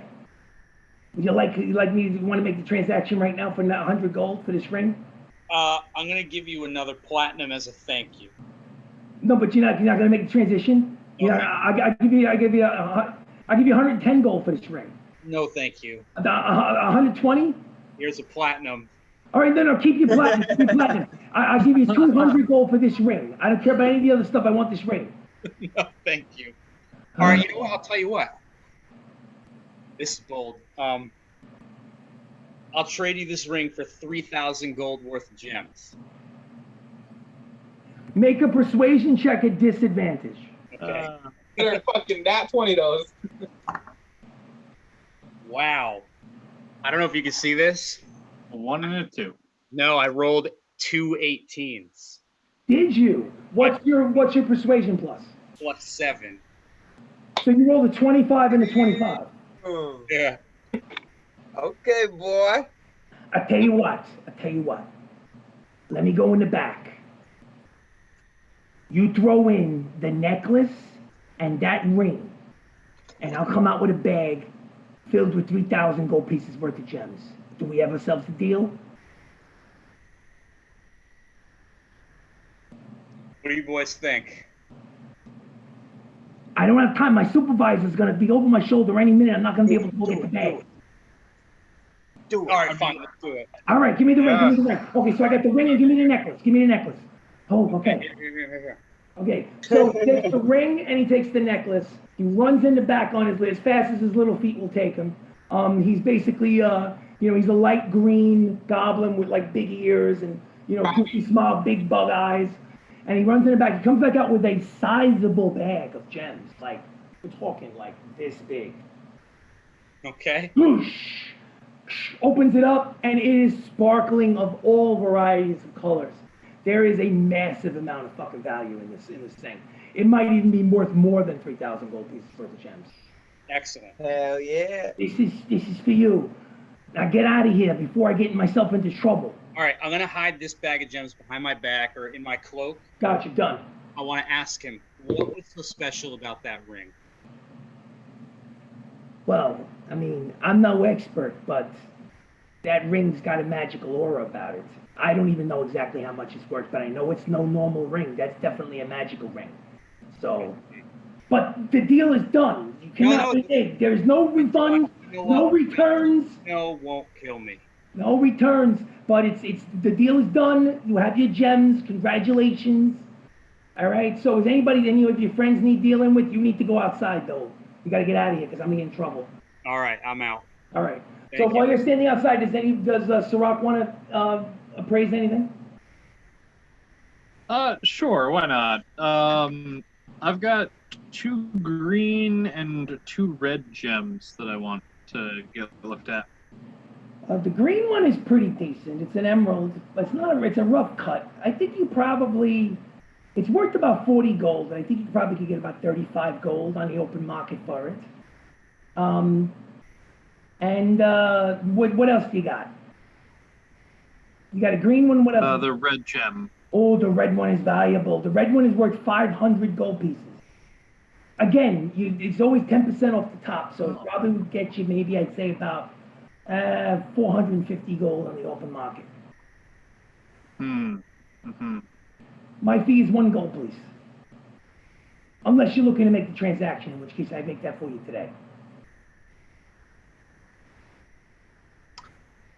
You know what? Yeah, I'll make that transaction for the red gem. Red gem. He takes the red gem. He gives you 450 gold pieces. Obviously, the appraising is part of that 50 gold piece fee. You don't have to give him extra. Okay. All right. What about the green one? You holding on to the green one? I'll hold the green ones. All right. And I don't believe Yeah, that's all I got. That Anybody see Matt? Because Matt had a bag of 5 gems. Yeah, he did. He is MIA, ladies and gentlemen. He is MIA. All right. Just to get us rolling. Well, you know what? I'll tell you what. Why don't we take an early break? It's 9:45. Why don't we take a break until like maybe 10:05, something like that. I'm gonna leave the YouTube thing on. We'll put this in front of it. It says we will be back in 15. Hey Matt, I'm gonna take a break. All right. Actually, before we take a break, no, we're not gonna take a break yet. You said you had a bag of 5 gems, correct? I did. Very quickly, did you want to appraise them? It will cost a gold piece per gem to appraise. Yeah. Yeah. Okay, unfortunately, they're all costume jewelry. They're not worth anything. So, I mean, Saw that one coming. He basically, you can add 5 gold pieces. If you want to sell them to him, you sell all 5 gems for like 5 gold pieces. Which is essentially the fee that you paid to have them appraised. So you know, it's a wash. Yeah, wash it. Yeah. All right. So what you can do is just either mark them off on your sheet, and keep your money the same. All right. So we're gonna take a little bit of an early break, just so you know you can do what you want with the Twitch channel. I'm gonna keep the YouTube running, and we will be back in 15. Good to go. Okay. We're coming back from our mid-session break. This is chapter 2 of the Natural Ones D&D show. Just really quick recap. Our group of adventurers, unfortunately, we have one of our esteemed members, Baka, who has sticky fingers, decided that he wanted to pilfer a powerful artifact of unknown make and origin from one of his own party members. Unfortunately, it was a trap which sucked him into some parallel dimension, prison of some kind. The group, eager to rescue their friend, Baka Gnome the rogue, traveled to Vanwell and found a magic user in a city in which magic is illegal, which is a feat in and of itself. According to the mage O'Harris, if they were delivered 3,000 gold pieces worth of gems, he can create a ritual and possibly save the gnome from death and madness. So here we are. We're waiting for one of our 4 players to come back to the table. I'm sure we'll be getting going in any moment. But in the meantime, what would the 2 of you who are sitting here like to do, just to start us off? I am going to take about half the gems out of my bag, Okay, store them in another container, done. keep them for myself. Makes sense. Makes sense. Okay. So, in theory, 1,500 gold worth, Okay, that makes sense. more or less, because That it makes wasn't 100% on how much they actually are worth. That's true. That's very true. Let's. You can always try. So we'll see what happens. Yeah. So you guys are basically going to head your way back to the wizard's home with the red door, correct? Mm-hmm. Correct. All right. So you make your way back there. It's not obviously it was right on the edge of Old Town, so maybe a few minute walk. It's not far, and we have everybody back. You knock on the door. He opens it just barely, sees that you, closes it quickly again. Unlocks all of the locks, the chains, the pulleys, the contraptions that keeps it closed. Welcomes you into his house that has been magic to appear like a shack on the outside, but a palace on the inside. Leads you into his magical study. You notice now it's slightly different. There is a 5-pointed star on the ground, written in chalk and lined in coins. It's maybe 25 feet in diameter, 50 feet around, and he's taken all the couches and things and moved them to the peripheral of the outside of the room, so that you guys can all. He motions for the 4 of you. Harry takes his book and his quill and his pen, and basically sits in the corner cross-legged and is furiously scratching the next chapter of his book. Incorporating this stuff. He has nothing to do with this combat. But the 4 of you are basically, the 3 of you, I'm sorry, are basically standing along with O'Harris on the edges of this 5-pointed star. He motions to Pia. He says, Pia, the gems, please. Who's on the tip? You are, Theoden. Aha! I'm going to smirk at everybody. Smirking. So I reach into my cloak, pull out one bag. 1 bag. Of gems from my person, and I pour them on the floor. Okay. He points for you to pour them in the center. Okay. Okay. He looks at the pile. He looks at you. Goes, is that 3,000? It's definitely 3,000. Make a deception check. 19. If you say so. It looks a little light to me, but fine. All right. They're good ones. He starts to do an incantation, saying words that seem foreign to all of your ears. His voice takes on a kind of spectral quality. The room itself begins to shimmer and shake. And you feel the ground, you feel this kind of whirlpool sensation, kind of the wind itself going around in a circle. And you're doing your best to kind of stand your ground in your spot, but you feel like you're about to be blown off of your feet. And suddenly, everything turns dark. And when you wake up again, you are in the gray sand of this alternate universe, standing maybe 5 feet from a familiar individual who's got a white mohawk, who's 3 feet tall, and he's basically dancing in the sand. And everyone is there, including O'Harris. I was gonna say. I'm See blowing there? up that fucking city, I'm telling you right now. So before anything happens, before O'Harris takes control of the group and gives you instructions, does anyone want to have any kind of conversation or anything that might be overdue at this point? I'm just curious. Baka, you owe me a ring. You owe me 1,500 gold worth of gems. Look what your sticky fingers did. Are you guys real? And when we get out of here, Shut up, Baka. You must be real. You're lecturing me again. Let him speak, and I'm gonna smash down my hammer. that city's going down. I'm telling you right now. And I have no idea what you're talking about. okay, look. We went through a bunch of bullshit trying to get out of this thing, and somehow we fell into a trap and got sucked in too, and it cost me a lot of money. So when we get out, you got a lot of work to do. I'm telling you that right now. Those pyramid scams. You should stay away from those. No, I need to stay away from you. That's what I need to do.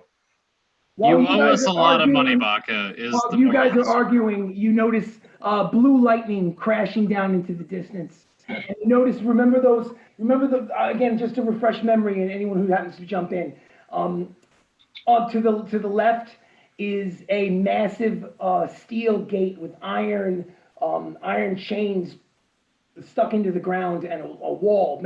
I mean, from this distance, it seems hundreds of feet high, but it's over a mile away.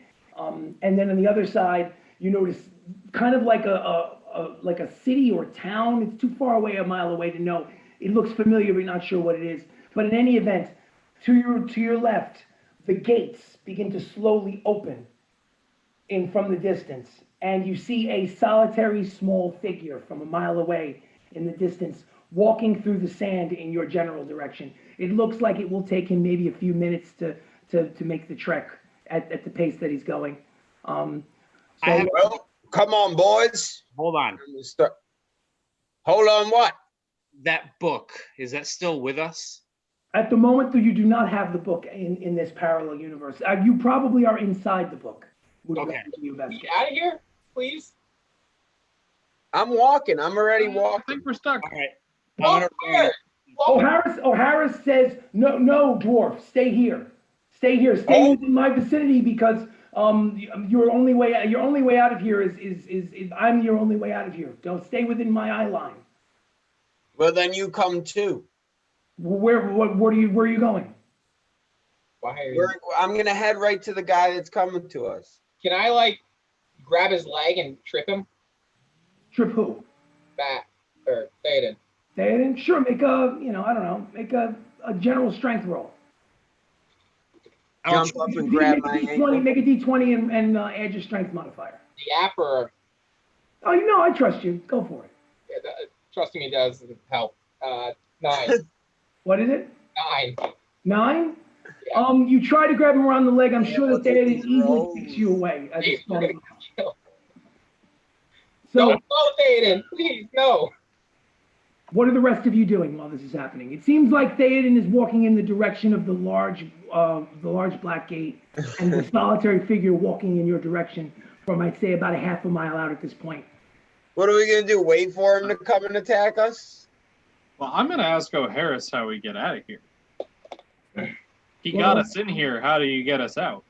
Well, I didn't expect this exactly to happen. Let's one step at a time. Let's deal with the first thing, which is that person coming in our direction.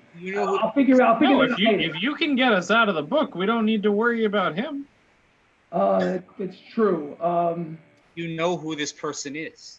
No, actually I don't. So he sits down in the sand and starts flipping through a book of his own, like one of his spell books, his grimoire, looking furiously for some sort of spell that might help the situation. Give me 1 second. I'm sure I can find something.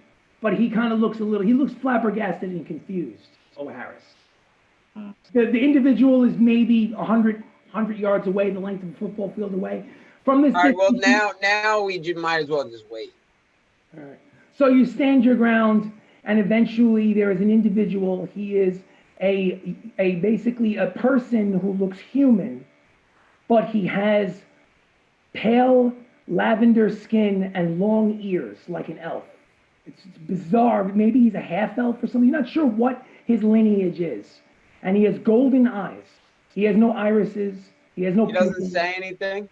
He doesn't say anything. What he does is as he approaches, he begins to hover and looks at the individual O'Harris that brought you to this land of nothing, and closes his hand like a Jedi Knight, like Darth Vader would, and the guy sitting on the ground who's looking through the book, his head caves in like a watermelon crushing, and falls to the ground. And he goes, ha ha ha ha ha. So he thought that he could usurp my power and steal my path to godhood. Ha! Stronger fools than him have tried and failed. Ha ha ha ha! Now, stupidly, instead of one soul, I now have 4 souls to usurp. Excellent. Ha ha ha! Roll initiative. Dun dun dun. Roll initiative. Oh, man. Let me have roll a d20, add your dexterity modifier. You are in battle. Oh, that was good. That was good. Yes. I'm gonna die. 14. Okay, Pia is a 14. I'm going to make a roll for Fistandantilus. Fistandantilus rolled a 13. So for Fist, 13. I should have kept that a secret, but hey, what the hell. Anybody get a 20 or higher? No? How about 20 to 15? 15. 15 is Baka. Baka, who is eager to do something because he's been sitting in by himself for what feels like eons. So, and I got Fistandantilus at 13. Who's lower than 13? I got 11. 11 is Sirach, I got a 6. and 6 is Theoden. Okay, no problem. It's just the order in which they go. Once you get through the first round, it really doesn't matter. They all go after each other. It matters because that's all I've been rolling. So he is floating, I would say, about 10 feet above you, about 20 feet away. The mage that teleported you into this plane of existence. Oh, he's in the air? He's in the air. He's 10 feet hovering above you and 20 feet away from you at the moment. Levitating. Around. He's got flowing dark robes, and there's basically a puddle of blood in between you guys as the head of O'Harris is crushed like a melon. Baka, you are first. What would you like to do? Can I enter stealth anywhere? You can only enter stealth at disadvantage because you got to realize you're on basically a sandy plain with nothing to hide behind. No, we I come will here attempt to to the room and try to Say it again. I will attempt at disadvantage. Go for it. Stealth at disadvantage. 16, 12 plus 12, 24. Okay, that's still pretty good, yeah. So, I rolled a 17. So let's just say that he was focused on the other members of the party as you decided to. I'm going to say, just for the purpose of this, that there is a shrub brush nearby, maybe 5 feet away, that you basically barrel rolled underneath. So just to make it make sense. So you are hidden for all purposes. From stealth, I want to shoot my Percy's boomstick at him. Antique firearm comes out of your backpack. You point, you aim, double-barreled action. You pull the trigger. Boom!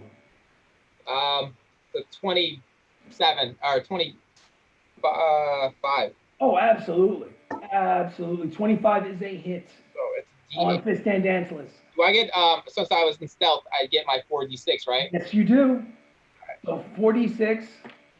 Start 8 plus my dexterity, that's 13 plus my level. Yes, That's you do. 20, so 21 damage. 2, 23, 24, 27, and a 6. So 33 damage. 33 points of firearm damage. Sweet. It strikes him literally in the shoulder. Looks like it almost takes off one of his arms. That's how deadly that shot was. But of course, he laughs. He laughs at it. It's almost like he's transcended his own mortal body to this plane of existence. What would you like to do? You used your bonus action to hide. You used your action to pull the trigger. I hit in the beginning. Isn't that my bonus action technically? Yeah, that's your bonus action. So I mean, unless you wanted to move out of hiding, really, best bet is probably to stay where you are. No, I'm gonna stay where I am. Okay. All right, your turn is over. Pia, what would you like to do? You're next. Pia with Fistandantilus on deck. All right, so I'm gonna run 30 feet away Okay. from him, and then I'm gonna hit it with my 2 Eldritch Blast beams. Okay. So I'm gonna do the first one, which is a that is a 9. 9 is not enough. Shit. So the first Eldritch Blast, this purplish yellow energy source with maggots circling, dropping at your feet, fires at him wide left. Okay. You were aiming at you shot at the exact same time that Baka did, and you were aiming at the spot where he was. The blast from Baka literally pushed him 2 feet out of your range. I don't mean, I know obviously you have 600 feet range. I'm saying you had him in your crosshairs, and the bullet shot him out of the spot where you were aiming at. So my second one is a 21. Well, you recalibrated and struck him true with the second one. Roll for damage. Okay. Ooh. 13.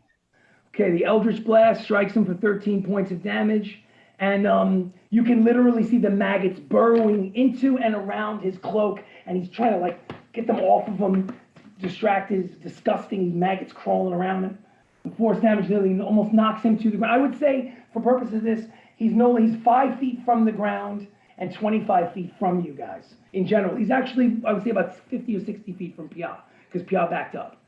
All right, so it is... And 25 from us? 25 from you guys.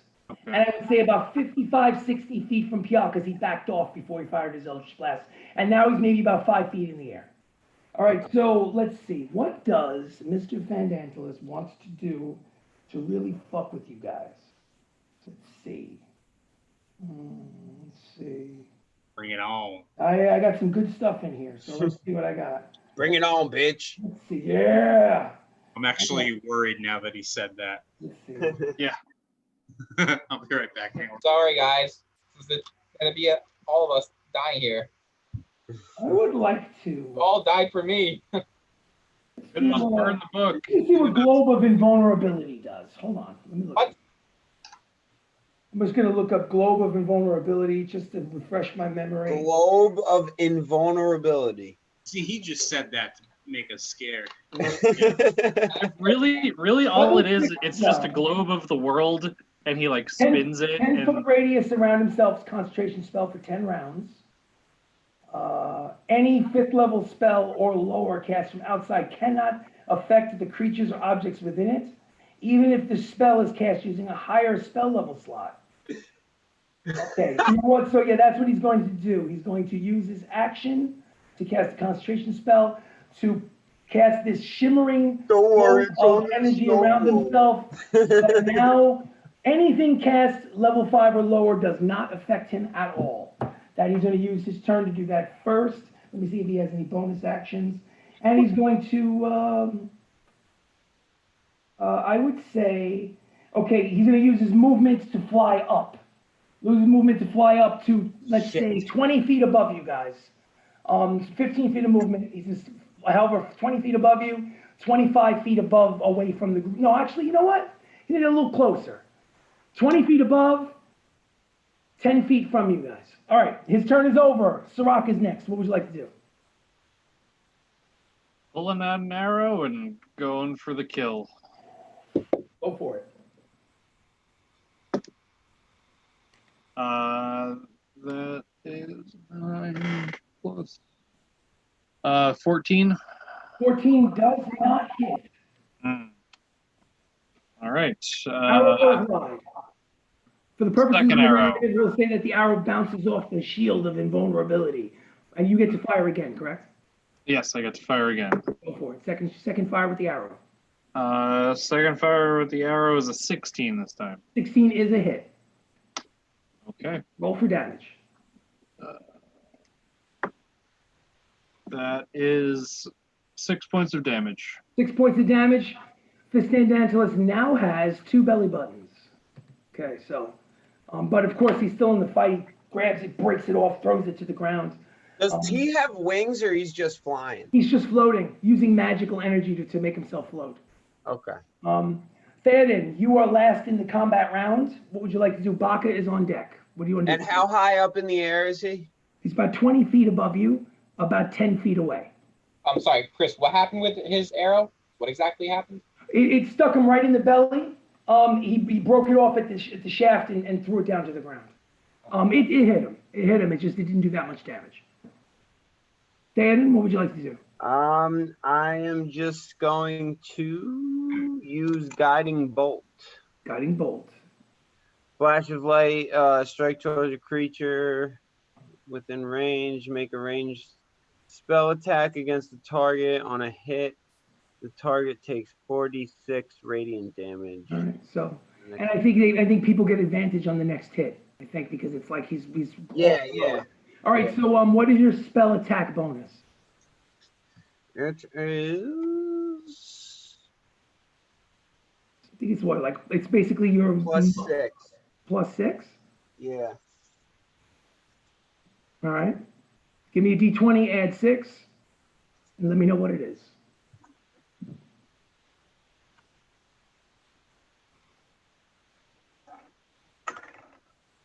Oh, shit. 15. 15 is just enough to hit him. Oh! Golden radiant energy comes out of your outstretched arms, almost like a second sun, especially in this dark gray environment, and strikes him right in his midsection and nearly knocks him to the ground. He's now hovering 5 feet above the ground, pushed him back like maybe 10 feet. Roll your 4d6 damage. You kidding me? 6. 9. 9 points. Every bit counts. So Yeah. all right. Obviously, he's hurting. He's hurting, but not enough to take him out. Whoever goes next, actually, Baka goes next. Baka, you attack with advantage because he's glowing from the guiding bolt. Am I still in stealth? You are not in stealth because you fired your gun at him. I'd like to go stealth again. Okay, bonus action to roll stealth. Go for it. Again, it's a disadvantage because of the environment. Okay. 17. It's successful. You beat his perception check. So you're gonna stay behind the same area and hide yourself. I'm gonna shoot with my boomstick again. Boomstick. An advantage. So it's 23. Correct. You struck him with the boomstick. Boom. Just for record's sake. Just for record's sake, the boomstick you have has 2 shells. Both chambers are now empty. You'd have to use a bonus action to reload it. So, but it strikes. How much damage? So it's 19 off the bat without the stealth bonus. Okay. 21, 22, 28, 31. 31. He is bleeding now. This guy's in bad shape. You get shot twice.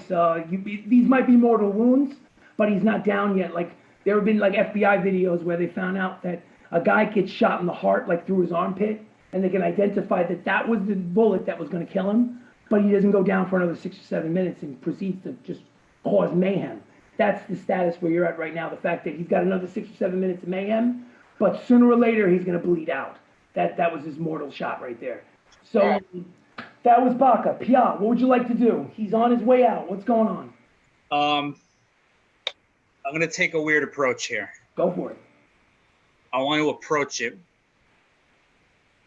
Can I do that? You want to do what? I want to approach it. Okay. You only get 30. Like walk? Yeah, just like walk right up to him. Okay, well, let's put it this way. He is 5 feet, hovering 5 feet above the ground, and I would say about 20 feet from you. So yeah, I mean, with your movement, if you ran, you could get within melee range of him if you wanted to. I mean, if you wanted to do like the casual superhero stroll, you're not going to make it. I'm not sure what you're looking for. Yeah, I'll run right up. Okay. And can I like? Hang on, where is it? Take time. Where could it be? You know what? I'm gonna try something a little different. Hey, listen.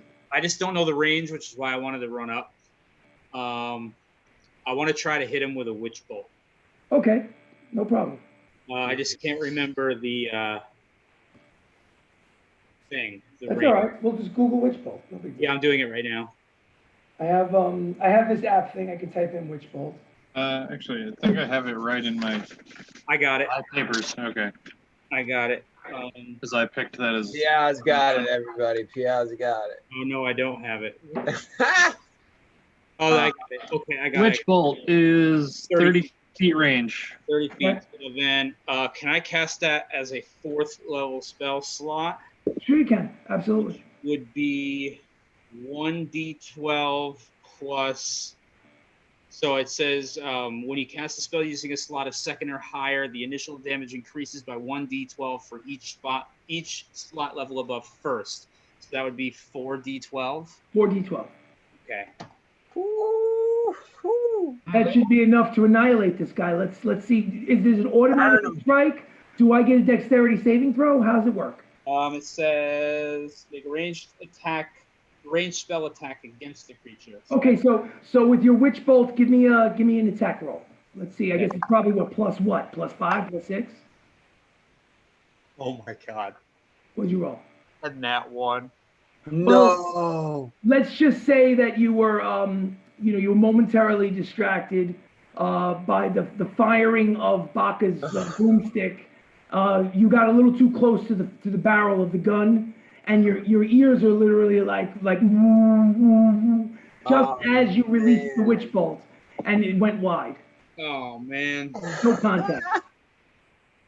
So are you? So much for that. You used your movement. You used your action to cast the 1st level spell. Anything else? And you got any bonus actions? I do, but I don't want to use it. All right, cool. So your turn is over. Now it's Fistandanthus' turn.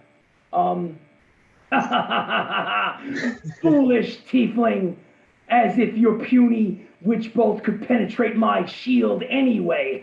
You will be my target now. I bet you it could. Let's see. So what You spell still is going to can't cast get off us out of now? here. We're Let's just see. gonna kill you anyway, so you might as well just Let's see. What can I do? What can I do? Yeah, why not? Let's try banishment. Let's see. Let me just check banishment just to make sure that we're on the same page. I don't want to get anybody on the internet mad at us if I kill a character and they say, you shouldn't have done that. Fuck them. One action within 60 feet. It's a concentration spell, so in order for me to cast this spell on Pia, I have to turn off my globe of invulnerability, but he's willing to take that chance. You attempt to send one creature that you can see within range to another plane of existence. The target must succeed on a charisma saving throw or be banished. easy. So check this out. I'm going to banish you to a place where there is no oxygen. The target remains there until the spell ends, at which point the target reappears in a space left. So, for 10 rounds, you will be in a, if you fail your charisma saving throw, for 10 rounds, you will be in a place where you can breathe no oxygen. What? Let's see. So, For 10 minutes? let's see. For base, And no, round one is 1 minute. 1 minute. Yeah, 1 minute. Oh, one is, that might be doable. That might be doable. Okay, now, I can hold my breath for a minute. okay, let's see this. I can't. Oh, I need a, give me a charisma saving throw, please. You want it on the app? Oh, I trust you. Well, no, you know what? Let's do it in the app. Let's be, that way we're all on the same page. Where the hell's, hold on a second, before you roll it, or if you did already. I didn't. Didn't you? Hold off a second. For some reason, my app went down. I guess I gotta open it back up again. Oh yeah, mine did too, actually. Hang on. Oh, that You means want me to all of reopen the us. room? Yeah, put another table. Create a table. Mummy 22. MUMMY 22. Everybody jump in. Got it. Guys at the table. Anybody else jumping in? I'm jumping. Mummy 22. Sirach's at the table. come in. Baka's at the table. I'm coming. Okay, no problem. So now do me a favor. Mummy? Yeah, Mummy Mummy. 22. 22. So, Pia, Yes. make that charisma saving throw and then add your modifier, My modifier is a +7. which is helpful, I'm sure. Ha! Dirty 20. 13, dirty 20. The number you had to beat was a 17. Whoa. So you beat the number. You feel the edges of reality start to pull around you, but then you focus and you ask for Baylor's assistance, and a kind of a runic red wall comes out of nowhere and breaks it and shatters his spell around you. denied by Baylor. So, so you are not banished, and you can see the look on Fist and Endless's face. He's like, fuck you. All right, his turn is over, and now Sirach, it is your turn. He is hurting real bad, Sirach. What would you Anyone like else to do? would have failed that roll? Sirach, seeing the success of Baka using the boomstick, is going to pull his own boomstick out and Boom. fire. Fire! That will be a 18. 18 is enough to hit. Let's see how much damage you do. Oof. He's close. He's close. Let's see how much. 10 points of damage. Not enough, but he's getting there. He's close. All right. Okay. We You have a got the attack, second but shot. You can basically pull the trigger twice with your action. I can pull the trigger twice. Go Yes. for it. Pull that trigger twice. Second shot is going to go wide. Wide left. Wide left. Both the chamber, your chambers, and also Baka's chambers are empty. Again, just to remind you, bonus action in order to reload the next round. Actually, I take it back. Theoretically, if you want to use this bonus action right now to reload the gun, you can. Yeah. Okay. He's unaffected by my bonus action spell, so How's he looking? I will use my bonus action. Oh, he's looking bad. He's been shot like 3 times. He's got an arrow in his stomach. He's a mess. He's got not like in the maggots air, crawling around his right? midsection. What happened? He's not in the air. He's not in the air. He's basically crawling around on the ground, basically, Perfect. puddle of blood trailing him. So, Rocket, Theoden, what would you like to do? Running up with the hammer, baby. Finish Ah! it. Boom, finish him. Are you fucking kidding me? What'd you roll? 4 Might plus be enough. How much? 4 plus 8, 12. Not enough. He basically dives out of the way, and the hammer comes down like a sledgehammer into the sand. Unbelievable. Okay. So your turn is Every over. roll. Baka, what would you like to do? I'm going to put away my boomstick, Boomstick, put I him. tripped over pull out my myself. dagger and my rapier, Uh-huh. run at him and jump and try to like double stab his body. Double stab with his new dual wielding abilities. He learned enough from Sirach in his travels to become a dual wielder.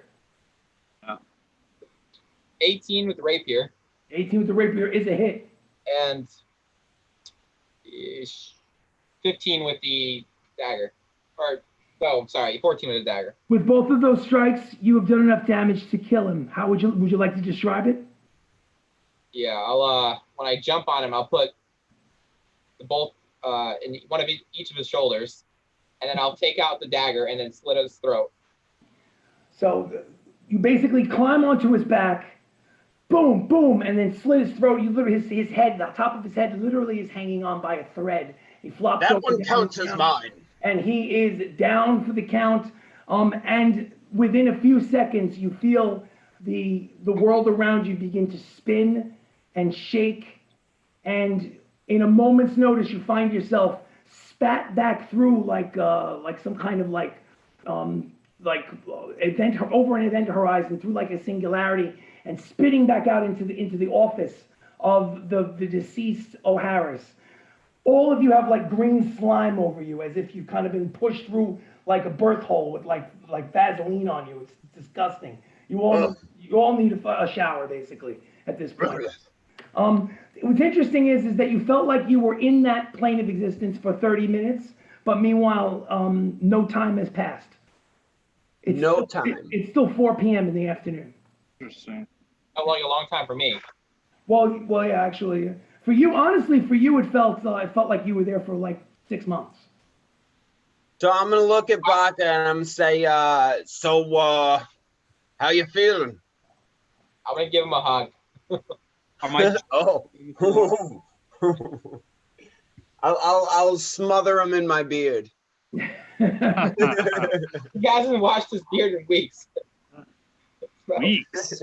Probably months. I've never seen him Yeah, wash it's been it. way more than weeks, my friend. Hey, Baka, you owe us a lot of money. No, he owes me a lot of money. hey guys, was this In general, he owes us money. a store with no owner now? I'm taking my gems back.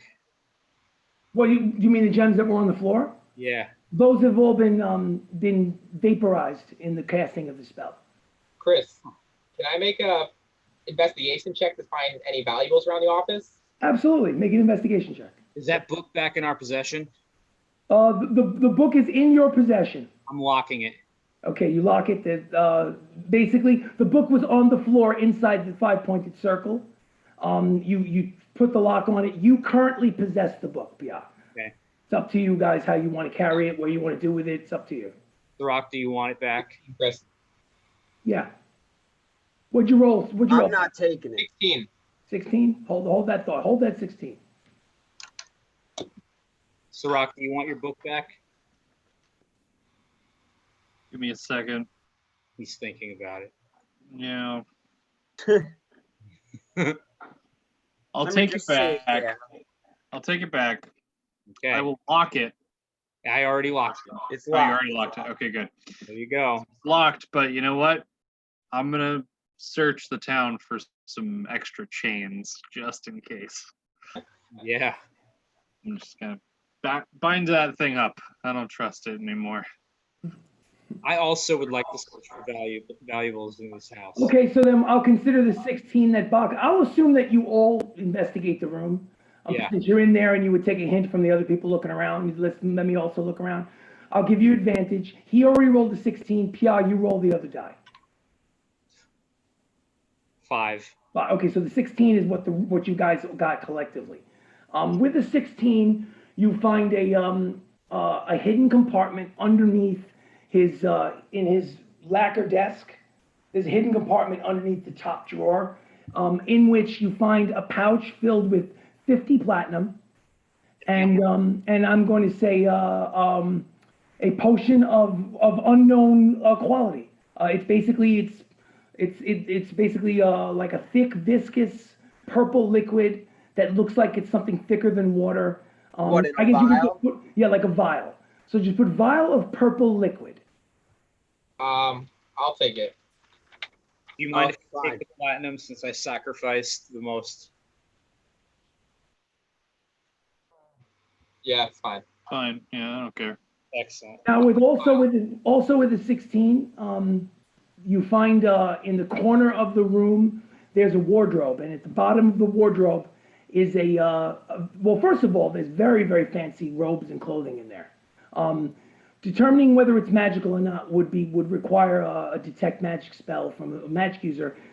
Since magic is outlawed in Vanwell, good luck finding another. The only magic user that you found up to this point is basically his head crushed like a tomato. So I don't know who's going to cast detect magic unless one of you guys can. But he's got some really expensive robes. I can't. No. He's got some really expensive robes, and there is at the base of the wardrobe is a chest, and inside the chest is a kind of like an ornate thick belt, a leather belt. It almost looks like a weightlifting belt, like from like our world. But obviously it's not a weightlifting belt, but it's thick with thick leather and like it almost looks like something that would look good on a warrior and not a mage, which is bizarre because he was mage. Give it to Theoden. I'll take a robe.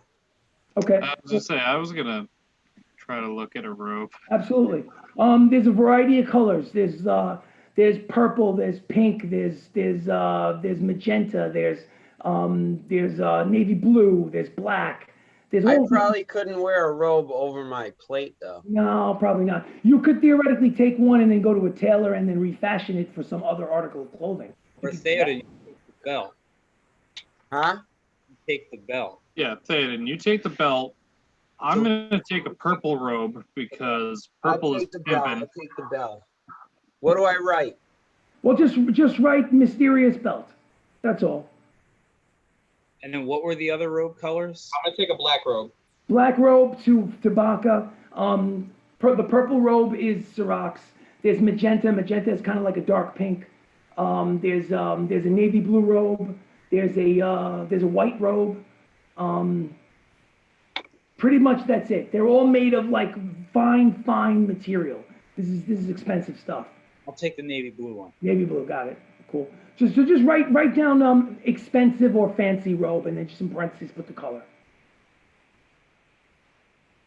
Got it. Even if it's not magical, it looks like it would be worth value. It'd be valuable in trade in like a general store or maybe a tailor or something. It's not a cheaply made robe.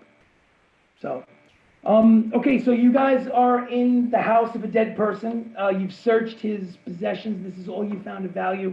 If you want, you can go into his kitchen area and maybe take whatever food. Try to like ration out his food. You can.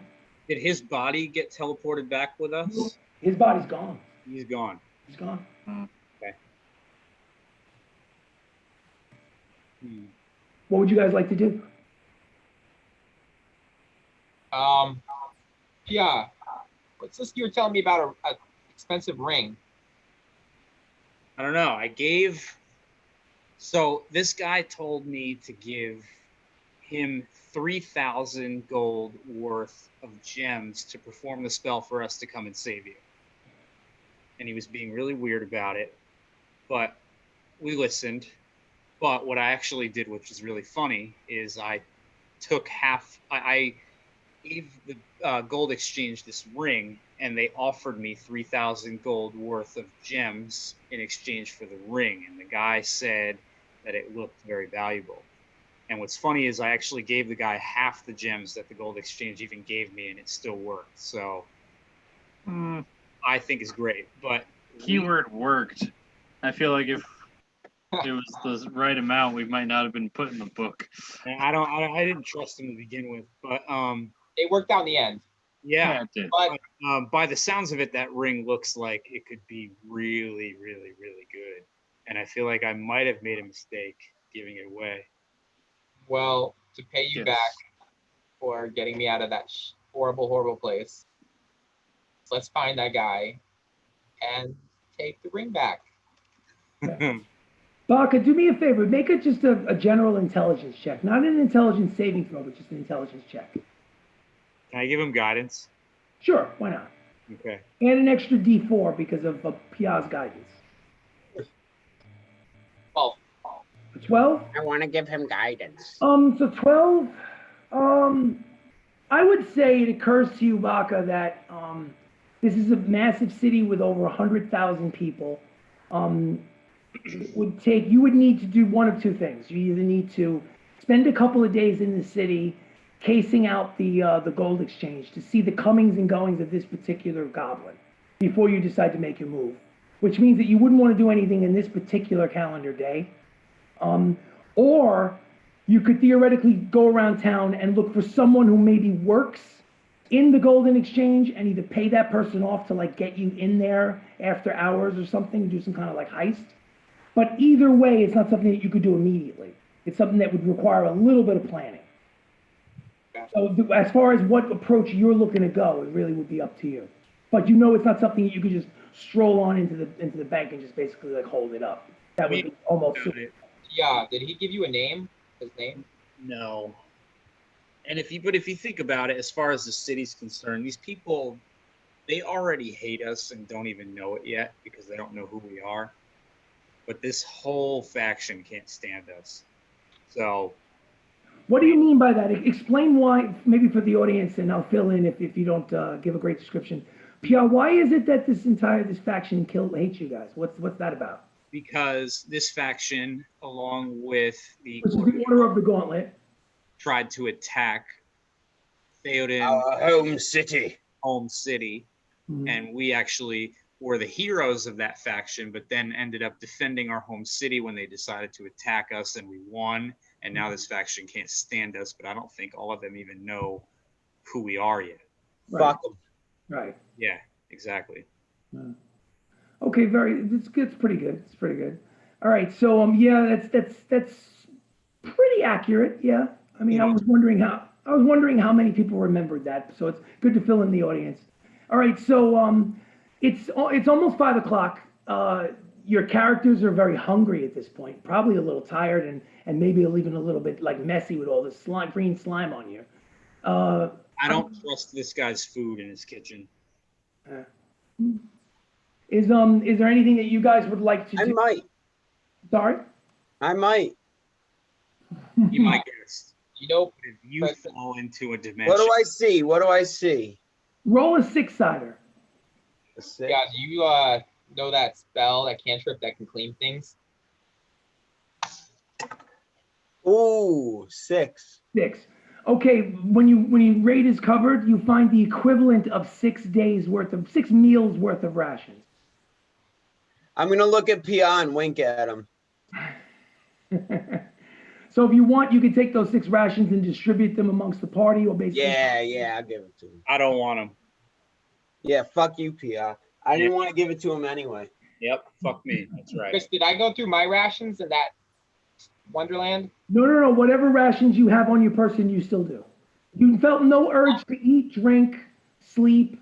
When you were in that place, all your bodily functions ceased. I'll share rations with whoever doesn't want Theoden's rations. I have enough. I'm good. Okay. Yeah, I have enough, but if Theoden wants to share, I might. Harry, who was basically nervous as shit in the corner when you guys all disappeared, was very excited to see you return. Oh my God, guys, I didn't think you were gonna come back. But I'll tell you what, that's gonna make an amazing chapter in the book. I gotta read it to you later on. Are we gonna go to like a tavern or something? Because don't think we can sleep in the street. Well, I, for one, can use a drink. Yeah. Or you know what? I mean, theoretically, this kind of could maybe be like our house, because the guy who owns the house is dead. Harry, I like the head you carry. I mean, maybe there might be some kind of like bill of sale or contract or something hidden somewhere in the house that we could maybe take like to a guy who could change the names on it to be ours. Well, I mean yours. I'm not saying mine. I'm just saying. Yeah. Yours, obviously yours. You know. We finally have a home base in a city that hates us. That's true. Okay. Well. I mean, okay. I don't give a fuck. No, well, we take the house and make it ours, and if things get weird, we sell it. Yeah, there you go. Sell it off quick. So do you want to look for a contract or a lease or a bill of sale? Yeah. Well, I'm looking for one. So you'll look and somebody else give him advantage. 2 people roll. I'll roll. Okay, so we got Baka and Theoden are gonna roll 1 die each. Investigation? Investigation. I'll give Theoden guidance. Go for it. Theoden, add an extra D4 to whatever you rolled. Chris, 30-20. Dirty 20. Yeah, I got a 19 already. All right, well, dirty 20 is what you needed. You needed a 20 or higher. You find the bill of sale for that piece of property. Of course, it's got this guy's O'Harris's name on it. Right now, it proves that he's the owner of the house. Maybe you could argue, unless you got it doctored in some way, you could argue that he's a friend of yours and you're staying in the house for a period of time. And the proof is well, here's the bill of sale. I assume the guy's got friends that might eventually start poking their noses around and be like, who the hell are these people and what they do with O'Harris? But for the time being, it's up to you guys if you want to take a chance and hold on to it. I have an idea. Yeah, go for it. Harry. Yeah. You're a good writer, right? I mean, I think I'm an excellent writer. Why? What do you? Is there a way you could forge almost like a will or maybe this bill of sale to make it look like he was giving us the house? I think honestly, I don't think I have that kind of ability. I mean, I have a way with words, but not with the way words look. I mean, I think you'd have to find someone maybe in like a criminal enterprise that might be able to do that. Someone like in a, I don't know. Someone more like, honestly, Mr. Baca, aren't you someone who like knows how to, like, your friends that forge things or something? I mean, yeah, but all my friends are like hundreds of miles away, Very true, that's true. I'm sorry, Mr. Piazza. Excuse me. Huh? What? All his friends. Yes, well, Mr. Piazza, I wish I could help you, but I don't really know how to do that. But, I mean, it's a big city, you never know. Is there anybody in this faction that knows you and trusts you that's nearby? Well, keep in mind, my uncle, Mr. Lord Bluebeard, is the head of the dwarven city of Herg, which is the Lord's Alliance. But this city isn't. This is the Order of the Gauntlet city. Yeah, but they're allies. They are allies, yes. They are. But I don't know anybody here. I've never been to Vanwell before. Very well. Very well. Yeah. Chris, do thieves' tools? They No, don't. Thieves' Tools is not a forgery kit. It's two Okay. different. But it's a good question. It's not the same thing. That doesn't mean that you couldn't go to a general store and maybe buy one. And although you're not proficient in it, you might try it. But once you try it on the document, and if you roll bad, you fucked up the document. You might as well throw it away. So you got one shot. Be proficient in that though? Say again? Wouldn't Harry be proficient in that? No, that's forgery is a skill. Forgery is a skill that you pick up. Just because somebody's a creative writer doesn't mean that he can forge a document. Okay. I mean, wishful thinking, he can't do it. Worth a shot. Yeah, definitely. Damn it, Harry, what are you good for? I'm just Be nice to the man. trying my best, guys. I'll pat him on the back. Okay. Oh, thank you, Mr. Theoden.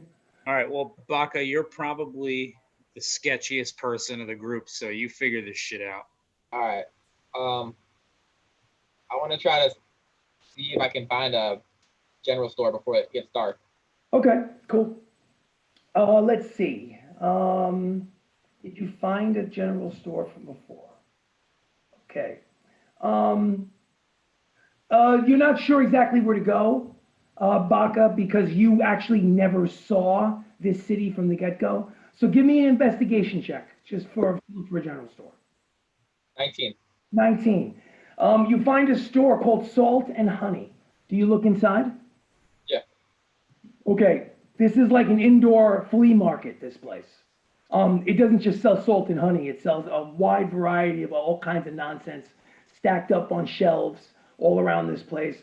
There's a mother and son duo sitting at a counter, both dwarves. The interesting thing about the mother is that she's got a longer beard than Theoden has, which is interesting. Yeah. And her nose is twice as big, unfortunately. But listen, that's the way she was born, and she's proud of it. Now, can I roll to see if that's attractive to Theoden? Yes, of course you can. Absolutely. Make a wisdom check. Just a wisdom check. Wisdom, baby. Oh, shit. Not 13. 13? You could take it or leave it. It's not really, I mean. Nah, it ain't that thick of a beard. It's not, you're not that impressed, to be completely honest, So what would you guys, since you're in this flea market type environment, what would you guys ask for or look for in this general goods location, Salt and Honey? Do I see any maces? Two-handed maces? Make an investigation check. You know what? I'd like to look first. Fuck. What'd you roll? 7. You don't see any maces. Do I see any stabs? Any what? Stabs. Make an investigation check. Looking for stabs. 12. You don't see any of those. The dwarven woman goes, "Hey laddie, what exactly are you looking for? What are you looking for? You're looking for yes, you the lovely navy blue tiefling gentleman." I'm gonna get all pissed off and walk away. Just fine. She's got such fine skin you have. So what exactly are you looking for? Do you sell any magical weapons? Magical weapons. Magic is outlawed in Vanwell. You're talking to the wrong city. My suggestion to you is you should go to the capital city of the Gauntlet, which is Frinpool. Frinpool has a magic shop that's brimming with stuff for you. Yeah. I sell things like caskets and food and toiletries and stuff to stock your larder and keep your garden flowing with flowers and oats and that's the kind of stuff. And also, like the name, I have Salt and Honey. Do you need some salt and honey? I do not, thank you. Just wondering if maybe you had a little special something hanging out in the back that, Yeah, no. That's just something under that skirt. Make a persuasion check, Theoden. Make a persuasion check. Okay. 15. Oh, you're almost as cute as my husband, But when men don't ask me what my name is before they want to look under my skirt, I tell them where they can fucking shove it. So I'll shove it anywhere you want, me dear. Master Dwarf, keep your hands to yourself. You are kind of cute though. So does anybody else want You to? hear a ting in my armor. We'll approach the Anybody? I want to buy some chain and a lock. Chain and a lock. She absolutely. Oh yeah, that's what we came for. Investigation check advantage for the chain and the lock, because that's more up the general goods alley. Chain and the lock. What do you want me to roll? Investigation check with advantage. Okay. And Saps, don't forget, or Baka, don't forget to look for a place. I'm waiting my turn. Yeah. 16. With a 16, you absolutely can get a small chain and a lock that would fit easily around the book and lock it up with an additional lock. Not gonna help, buddy. So, what do you figure? Yeah, he's just gonna open it again and get stuck. Maybe like 5 silver, half a gold Okay. for both the chain and the lock. All right. Could I get some extra chain? Sure, absolutely. Just give her a full gold and she'll have some extra chain. Excellent. Thank you. Let's just say about 15 feet worth of chain. 15 feet worth of chain. That's perfect. That's a lot of chain. It's is. not thick chain. It's not like manacle chain. It's more like you wrap like a bicycle, like you put around a bicycle in order to lock it to like a tree or something. Okay. Okay. Well, in that case, I also, if it's that kind of chain, I also want to see if I can get some manacles. Okay. That one's going to be just a straight investigation roll. She might not have that. Straight investigation. Okay. We'll see. Yeah, she probably doesn't. A 10. 10. She doesn't have manacles. She doesn't. Maybe she suggests that you should go to the armorer. The armorer is the shit. Let's see where I go. What's maybe to Hogan's Metal and Fire. It's down the street. Hogan's Metal and Fire. Tell them that Lula sent you. He'll give you a 10% discount. 10% discount. Oh, 10%? Oh, well, that is great. Thank you. What's your name, lass? What? What's your name? Lula. Lord. Oola. Mr. Dwarf, please stop flirting with me in front of my son. You're making me, I'm going to be embarrassed. Stop flirting with me in front of my son. Well, why don't we step outside? Theoden, I think she just wants you to flirt with her son.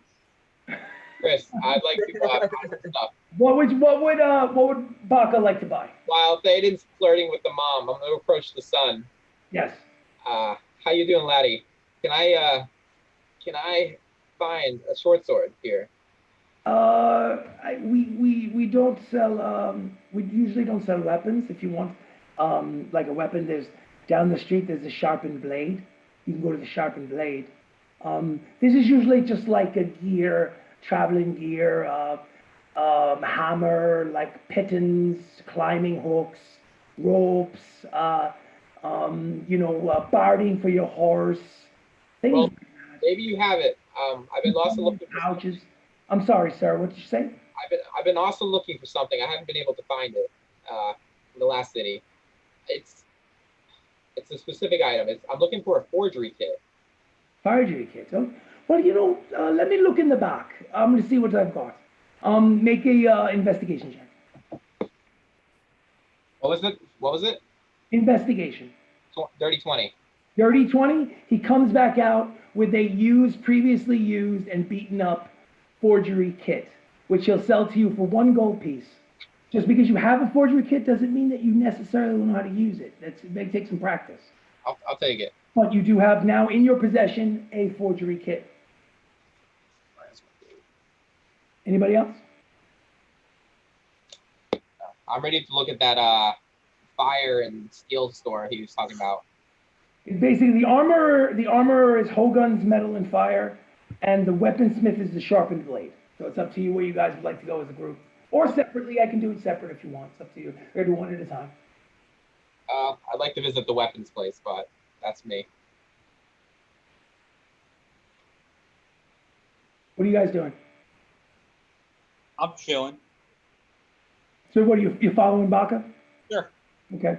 What about Theoden? What are you doing? I'll just go with the group. With the group? Sirach? Yeah. I think we're going to the same place. All right, so you make your way across the plaza, well, not across the plaza, across the street in Stone Valley to the Sharpened Blade. Again, like most of the stores in this place, it's a private residence that has a little bit of a shingle out front, makeshift. And you knock on the door, you make your way in, and it's basically somebody's living room with basically hammers and swords and knives of all shapes and sizes hanging from the ceiling, attached to like these makeshift hooks and chains. Interestingly enough, you basically seem to be alone in this place, at least at the moment. You hear whistling from another room. I'll approach the whistling. Okay. You approach the whistling. You notice there's a little bit of an archway with a door. The door is cracked. Do you look inside? Yeah. Okay. You see a yet another dwarf, this time a male dwarf. He basically has a beard not quite as impressive as Theoden's. And he's sitting playing a game of chess by himself, it appears to be. I will take a seat across and just observe. You'll do what and observe? He's playing chess by himself, you said? It seems like he's playing by himself. I'm gonna take it. Is there a seat across from him? Yes, there is. I'll take it and then I'll just observe. Okay, going into his private chambers without any warning or dialogue freaks him out. He jumps from the chair up onto his bed. What the fuck are you? You're not going to rob me, are you? Get down to my fucking private range. Get out! Get out! Get out! I'll hold up my hands and walk back. Okay. What the fuck? The fuck? You don't go into a man's bedroom without him being invited. That's just blasphemy. What the fuck? Who wants to buy stuff? Does anyone want to buy stuff? Otherwise, get the fuck out. Yes, I'd like to buy something.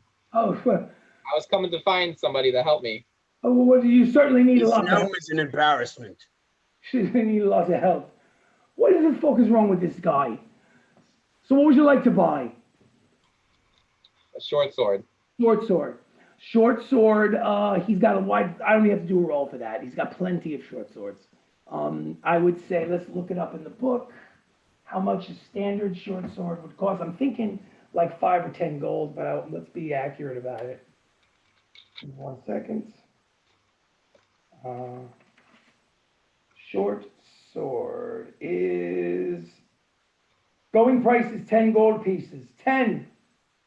I should charge you 11, but I'm going to charge you only 10. Charge him 15. You got that right.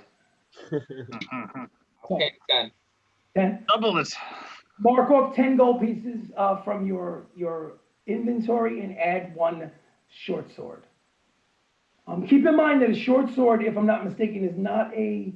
It does count as finesse, I believe. Oh, it does. You're right. It counts as a... Yeah, it does. Absolutely. I'm sorry. I apologize. So you can use your dexterity bonus to hit and damage as well. That's why I use it. Anybody else good? I'm good. I'm good. I was gonna get some manacles. Absolutely. Just give me another one of those investigation rolls for manacles. That is going to be a 15. 15 is certainly enough. You have a pair of manacles that can attach to wrists and ankles. Ooh. They walk in 4 directions, where somebody can shuffle along with their arms caught in front of them and shuffle along with their legs, where they can walk but not run. Okay, good. And they come Good with to know. come with only 1 key. He gives you the key. That will cost 5 gold pieces, though. Okay, 5 gold pieces it is. Okay. All right. Anybody else like to purchase anything in the Sharpened Blade? I'm good. Okay. Yeah, I'm good with my warhammer. Harry's like, I'm hungry. Anybody tell me you guys want to eat? I'm getting tired. Don't you guys Well, want? I could go for some I chicken. say we hit a brothel. Oh, that sounds kind of nerve-wracking. Personally, I was just. Oh, Theoden, bring Harry to a brothel. You gotta bring him. We'll catch up with you guys later, but you bring him to a brothel. He needs Oh, to you're not experience it. coming? No, I'm good. I'm good. You guys. Oh, Sirach. I heard they got dwarf women. Dwarf woman, you say? So do you guys, so what kind of an establishment do you look for? Are you looking specifically for a brothel, or are you looking for a bar, tavern? What are you looking for? Apparently, we're going to a brothel. I'm sorry, before I push you in the direction of like Well, a tavern. Theoden's looking for a brothel. Everyone else is looking for a tavern. So, all right, so you know what? Everybody roll a investigation check, but we'll know that Theoden's roll is for something a little more specific. At 20. 20? Got it. At 20. I'm gonna pass Théoden my precipice of health necklace so he doesn't get diseases when he goes to the brothel. Oh, thank you. Well, Yeah. I'm a cleric anyway. I don't trust your spells. All protection, baby. All protection. So, did you genuinely, Baka, did you give him the necklace? Yeah, I'm letting him borrow it for the night. Okay, so on your possession, just keep in mind, it's a periapt of, I think, of good health, where it just prevents you from, you're immune to all diseases. That was a necklace that you found in the first dwarven room cave. Okay. Yeah. Okay, so you have that in your possession for the time being. So I naturally. Thank you, and I'll smack him on the butt cheek. So Baka finds. What did you roll, Theoden, for your attempt?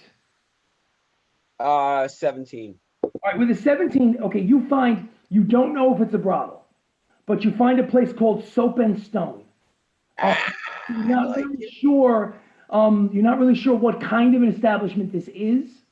Either a brothel or a laundromat. At the same time, Baka discovers something called the Merry Dwarf Tavern. And even though it doesn't look like a tavern, the word tavern is a dead giveaway. So what would you guys like to do? Go to the tavern. Yeah. I'll go to the tavern. All right. So does everyone agree, or are we going in two separate directions? We can do that. I'll just go. Nah, we'll all go to the tavern. Okay. Give back my necklace. Well, you take back the necklace? Yeah, if he's not going to the brothel. Taking back the necklace. All right. So I'd say it's probably about 5 p.m. at this point, around the dinner hour. When you enter the Merry Dwarf Tavern, it's your standard tavern fare. It's a crowded bar. It's a burning fireplace. There's booths on the walls, square wood tables and chairs in the center of the room, which are mostly filled, but you do spot a few tables and chairs that are empty that you could possibly take possession of. In the corner of the room, there's like a small stage in one corner with a 3-piece band playing acoustic music. There's a female dragonborn with white scales playing violin. You've got a male muscular orc with grayish skin on a small handheld drum, and a female dwarf singer with like dark skin and cornrow braids. And they're really bringing the house down. The 3 of them are playing up a storm. It's really, people are entertained. People seem to be in a jolly, happy mood. That's the general vibe of the place. They don't look familiar, right? Say again? They don't look familiar, right? Make a history check.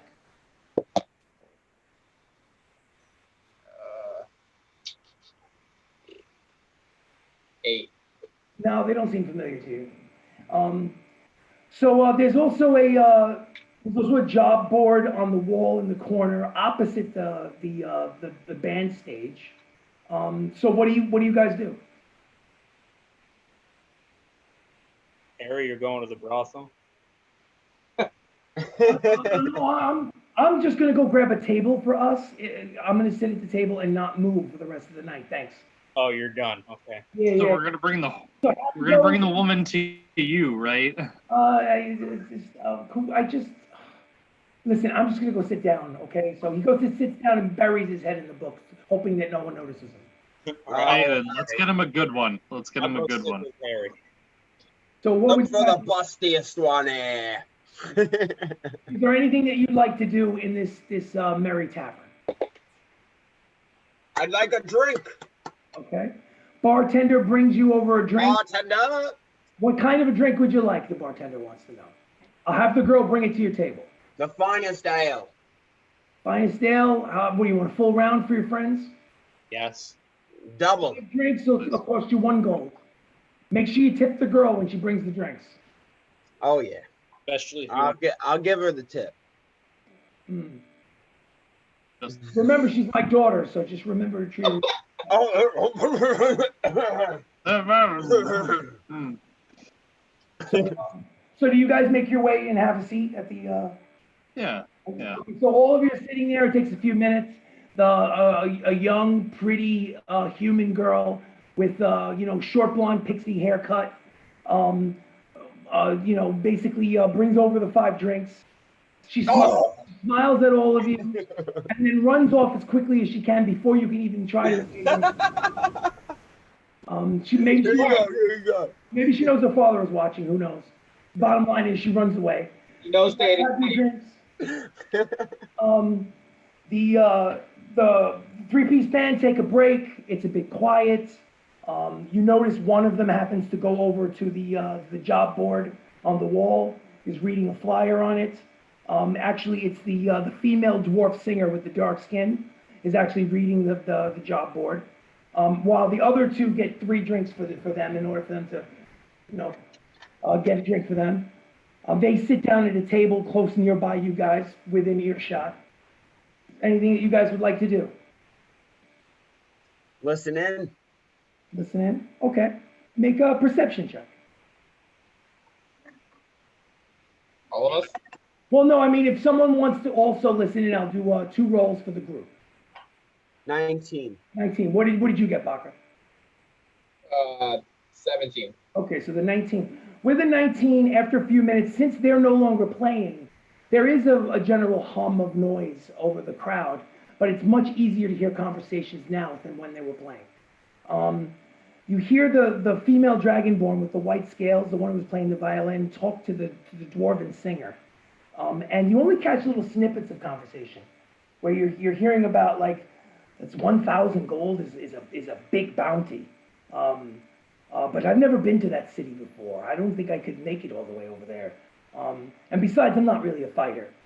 And then the drummer, the male orc, who obviously thinks that he's tougher than he actually is because he's kind of slender for an orc. I think I could take anybody.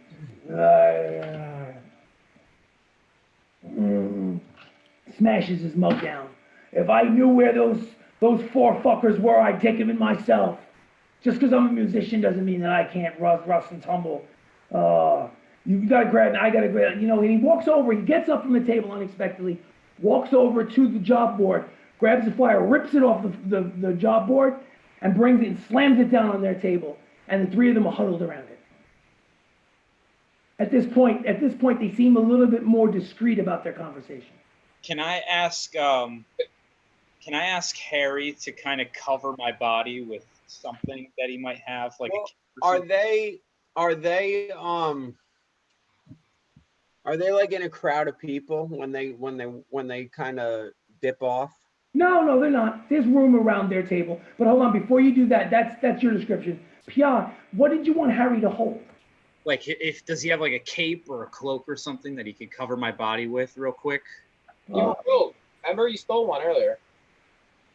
Well, I mean, you guys have that extra cloth, I guess. Yeah, okay. I'm going to ask Harry, hold this and cover my body so nobody can see me. This is kind of weird, Mr. Please. Shaw, but okay. I'm not going to show you my dick, I promise. I wasn't insinuating anything. I just, this is weird. Okay. It's a crowded bar, and you want me to hide you behind Yes. And when he does that, I want to disguise self, myself. and I want to look like Nog. Oh, okay. For the audience who may or may not be watching, what does Nog look like? Nog is a turtle wizard. A turtle man wizard. Of the desert variety, so he's kind of like a light tan kind of color, almost gray. He's very, very old and has magical. Wise. Okay.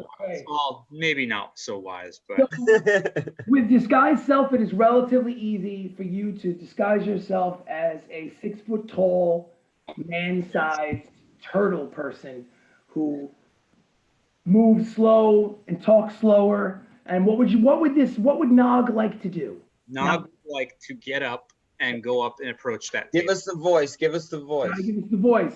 I will. They're whispering amongst themselves, but it's very difficult for you to conceal a turtle man shuffling his way up to the table. No, that's okay. I'm just gonna walk right up and just So I could have snuck up there. poke the orc on the shoulder. What? You're a turtle. What can I do for you? Did you like our set? Oh yeah, it was great. What can we do for you? Dragonborn, the female dragonborn violin player. What can we do for you, Turtle Man? What do you guys what do you got there? What are you looking at? Oh, it's a wanted poster. Who do you want? It's commissioned by the Order of the Gauntlet.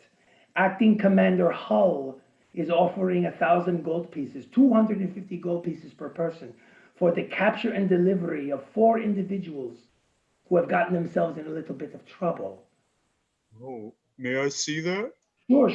She shows it to you, and just to give you a little more detail about what you're looking at. So it's basically it's commissioned by the Order of the Gauntlet by Acting Commander Hull from the city of Frinpool, right? And it's 4 individuals are basically they're looking for to stand trial for the murder of Lord Commander Reinhardt. There's 2 really badly drawn illustrations on the front of this thing, okay? One is with a tiefling with horns. And even though below the picture it says blue tiefling, it's like the black and white quality of the poster makes it seem like the tiefling has gray skin, right? So it looks like anybody who walks by the poster that it's a gray tiefling. And then the other poorly drawn picture is of either a halfling or a gnome with a black mohawk. And then underneath that, it basically says blue tiefling, gnome with mohawk, dwarf, elf, all traveling together.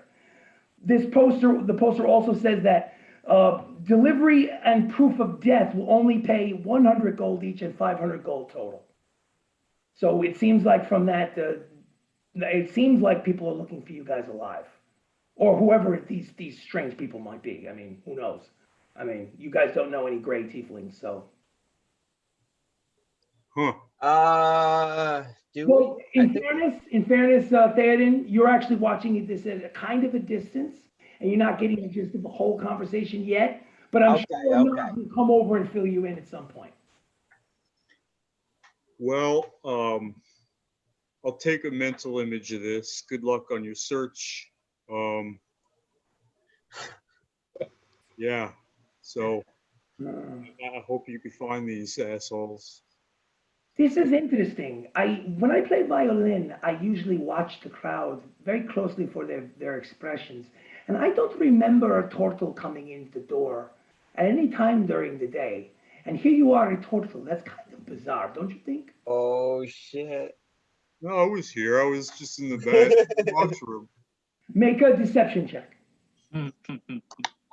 I was making my way over. I'm just really slow. Would you roll 8? 16. Oh.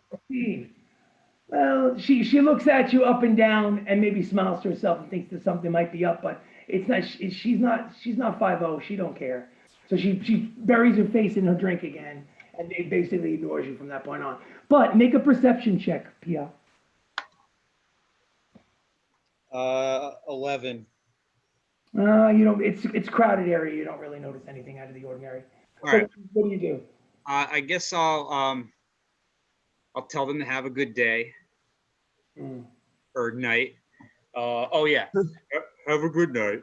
Oh, so before you go, the dwarven singer, the lead singer who has the dark skin and the cornrows, actually looks at you in your turtle form. And listen, everybody's got a different kink. What can I say? She's eyeing you up and down as the turtle. And Question. Yes. I'm guessing this is Orcish Revenge. Who? Orcish Revenge. Whoa. Does it look like them or no? Oh, let me catch you up. So this 3-piece band doesn't have anything to do with Orcish Revenge. Okay. They're different. The Orcish Revenge, I'll fill you in on that when the time comes. It's ironic that you said that, because I have a feeling that you might have some sort of psychic premonition, but based on what I'm about I do. That's why. I have to tell you. But these three musicians are just a small time, acoustic musical band that have no stake in what's been going on in this Just story. happened to be an orc. Okay, I got you. Just happened to be an orc. But what I was saying is the female dwarven singer who was looking up and down the turtle like something she wants to take a bite out of. She goes, "So are you going to be Mr. I'm sorry, what's your name, Mr. Turtle?" Name is Nog. Nog. It's such a pretty name. I had a turtle. I had the turtle once as a child. Tell her your full name. I love that. Nog Shellington. Oh, Shelley. That's My a beautiful name. friends call me Nog the Great. Nog the Great. Well, I bet you probably are great. That would be, yeah. So I had turtles as a child, so I have a special affection for turtles. Is there any chance that you're going to be at the performance tonight down by the docks? Possibly. Just if you don't mind, I'll grab a napkin. Uh-huh. And I'm gonna be, if you don't mind writing where it is, if I can make it, I'll meet you and I'll bring you a drink. I mean, you'll be impossible to miss, so I'm sure that I'll start making my way over now. Right. But I'll now, get there by tomorrow. she says there's nothing to write down. It's basically it's over by the docks. It's tonight at 11 o'clock, and there's another flyer on the job board about it. You can check it on your way out. Excellent. Thank you very much. Absolutely. And I'm gonna just kind of call the bartender and order them a round of drinks on me. Cool. That would be one gold. Okay. When you go back to your table in the turtle form, the dwarven lead singer cannot take her eyes off of you. If you were hoping to change back into the tiefling, it's going to be hard in this environment because she's got something about turtles. This woman is just, so good luck. You have to find a dark alley to change back. That's fine. So is there anything that you guys would like to do while you're having your drinks? Yeah. Get more drinks. Absolutely. So you get a second drink. It turns to 7 o'clock. All right, guys. We got to get the fuck out of here. Jacob, Why is that? half an hour, right? What? Why is that, Pia? Half an hour. That flyer they were looking at. I'm saying this quietly but loud enough so the viewers can see. Yes. Yeah, I wasn't there, so. Yeah. The flyer those people were looking at was a wanted poster for us by the Order of the Gauntlet. Fantastic. Yeah, we gotta get out of here. We gotta go. Fuck Were our faces on it? What? Were our faces on the poster? Very poorly drawn and in black and white. Ah, they'll never catch us. Oh man. I'm not ready to tempt fate again. I mean, we'll be a unit here. If you guys really want to stay, I'm not gonna abandon you. I say we take a vote on it. Let's stealth back or cast invisibility and get back to our base of operations. Our new home here. It's maybe not the worst idea. She's watching you still, buddy. I know. I want to check the job board before we go. All right. Okay, cool. I mean, if I put my hood up, no one can tell I have pointed ears. Fine. And Is I'm it a not. pointy hood? Basically No. said it didn't say anything. Yeah, I got the elf ears on the hood, It didn't say anything about an elf traveling with a turtle. So I mean, that's definitely The tiefling and the That's true. That is a well, I mean, general elf, I guess. I don't know. Tieflings are pretty hard to miss, so if they don't see one, we might be suspicious anyway. So Yeah, but there's a gnome and a dwarf with me, so that's 2 out of We'll that's stay 3 at out the of table. 4, We'll you know. stay at the table. So Right, Baka? So Sirach, you make your way over to check the job board in the tavern, and there's lots of different pieces of paper all throughout the thing. But the only thing that catches your eye and your interest is an advertisement for a one-night only performance of a band called Orcish Revenge. Oh, It takes place I knew it. at 10 o'clock on the 11th of April. Free admission, donations accepted. What's today's date? Do you ask someone? I'm gonna pee for 5 seconds. Or, I mean, I can do a history. Would be a history check to know the date. Go for it. History check. Okay. Advantage. Okay, history check for advantage. You said. Yeah, because Baka wants to do it too. You and Baka. I rolled Okay, me and 15. Baka. 18. What'd you get, Baka? 15. Okay. That's enough. Let's put it this way. You're not 100% sure what today's date is, but you ask the bartender, and the bartender tells you that today is April 11th. It's that performance. The flyer is for a performance that's scheduled to take place about 3 hours from now in the docks area of the city. Wait, 3 hours from now. Yes. Fuck. Jacob's out of spells, isn't he? Do we Sorry. let the city burn? Take it back. Sorry about The question is, what would you like to do? So Pia missed that. So that. I heard most of that. Orcish Revenge, Yep. 3 hours. Please tell me you have spell slots left. What did I use? Witch bolt. Disguise self. Disguise self I can use at will. You have one spell slot left. I have one. Yeah, I have one spell slot left. And I think you're a cleric. I don't think he used any spells today. I don't think. No, he didn't. Can I gain a spell slot back if I rest for an hour or something? I think you could. Isn't that the deal with warlocks? That's short and long rest. They can get the spell slots back. I believe so. I'll Google it. Hold on, just to be on the safe side. Okay. Give me 1 second.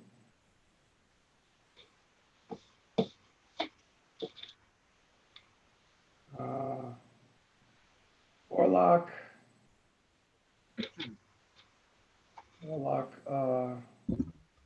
Spell slots.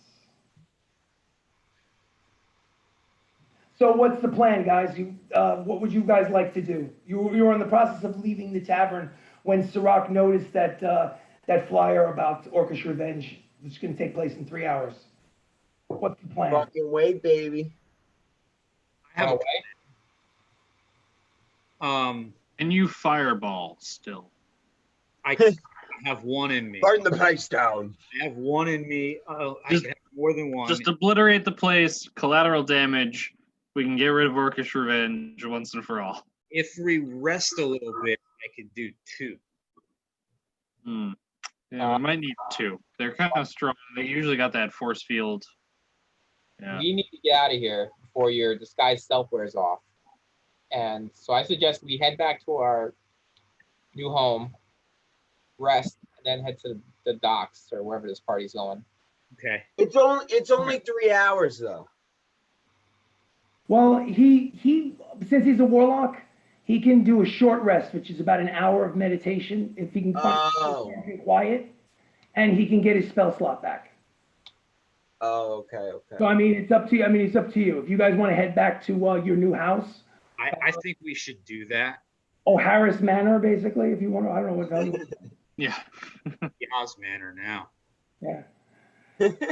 So it would be easy enough. I just want you guys to make. Or do you stealth your way back there by any chance? I'm just gonna walk because I'm. You're gonna walk because you're a turtle, exactly. Let's see. I'll take my chances.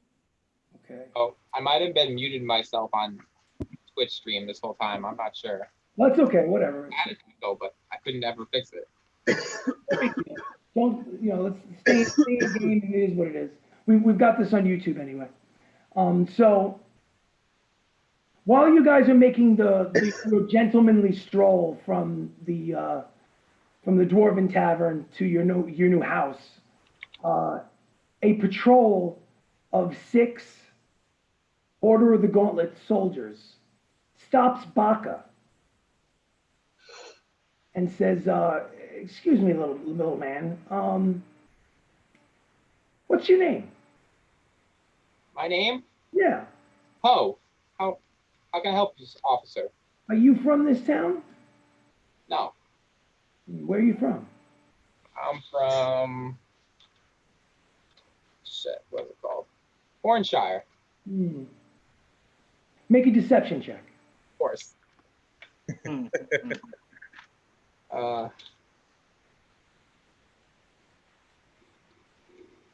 18.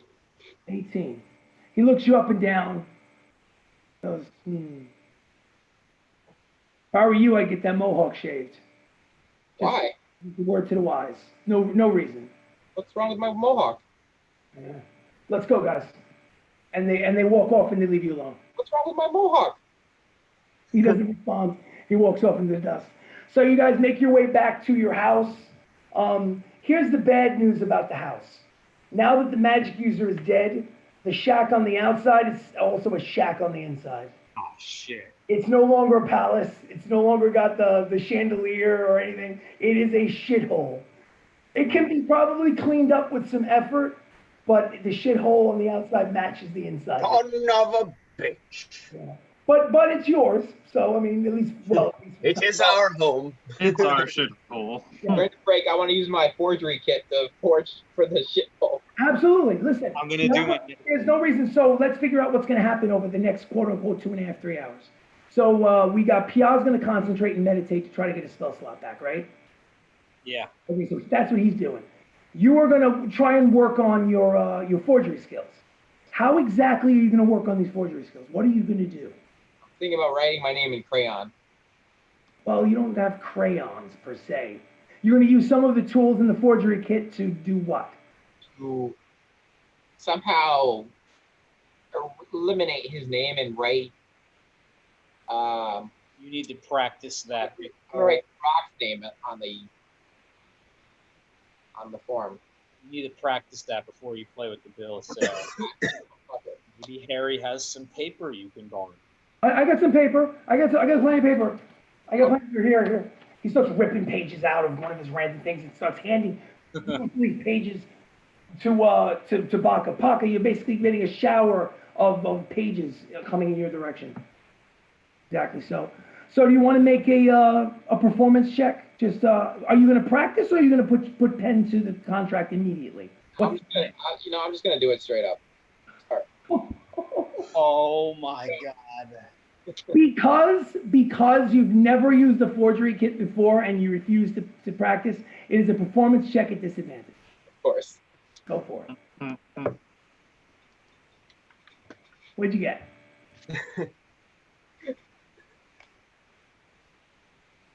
Five. Guys, I got bad news. It looks like a third grader basically did an art project on this contract. It is barely legible at this point. It looks like literally somebody took like a can of whiteout and poured it on the front of this document. Listen, no one is throwing you out at the moment, but I'm not so sure that bill of sale is going to be all that valuable in the future. Good luck. Practice makes perfect, guys. I'm now going to take the papers from Harry and start practicing. Okay. Well, he's diligently practicing. Pia, you won't notice this until later on because you're meditating right now. Yeah, that's fine. Is there anything, Sirach, that you would like to do to alleviate some of your frustration at what you just saw? I am going to try to make some more boomstick ammo Yes. to be used on Baco or someone else. Yeah. Well, we got to make the ammo before we use it, so that's good. Yeah. So, I think it's an intelligence check, if I'm not mistaken, Yes. and you have to just beat a 10. Yes, I have to beat a 10. So just give us intelligence plus your intelligence modifier. That will be a 15 plus. Okay, so it's 15 total. Yep. Okay, so you were able to make 5 shells for the boomstick, and it cost you 5 gold. All right. All right, so that's what you were able to accomplish during this short rest. All right. Theoden, while he's making shells and Pia is getting his spell slot back and Baka is playing with his crayons, what are you doing? Can I try and inspect that frickin' mysterious belt? Or I don't really. I mean, you can. I'll give you some description. Do an investigation check.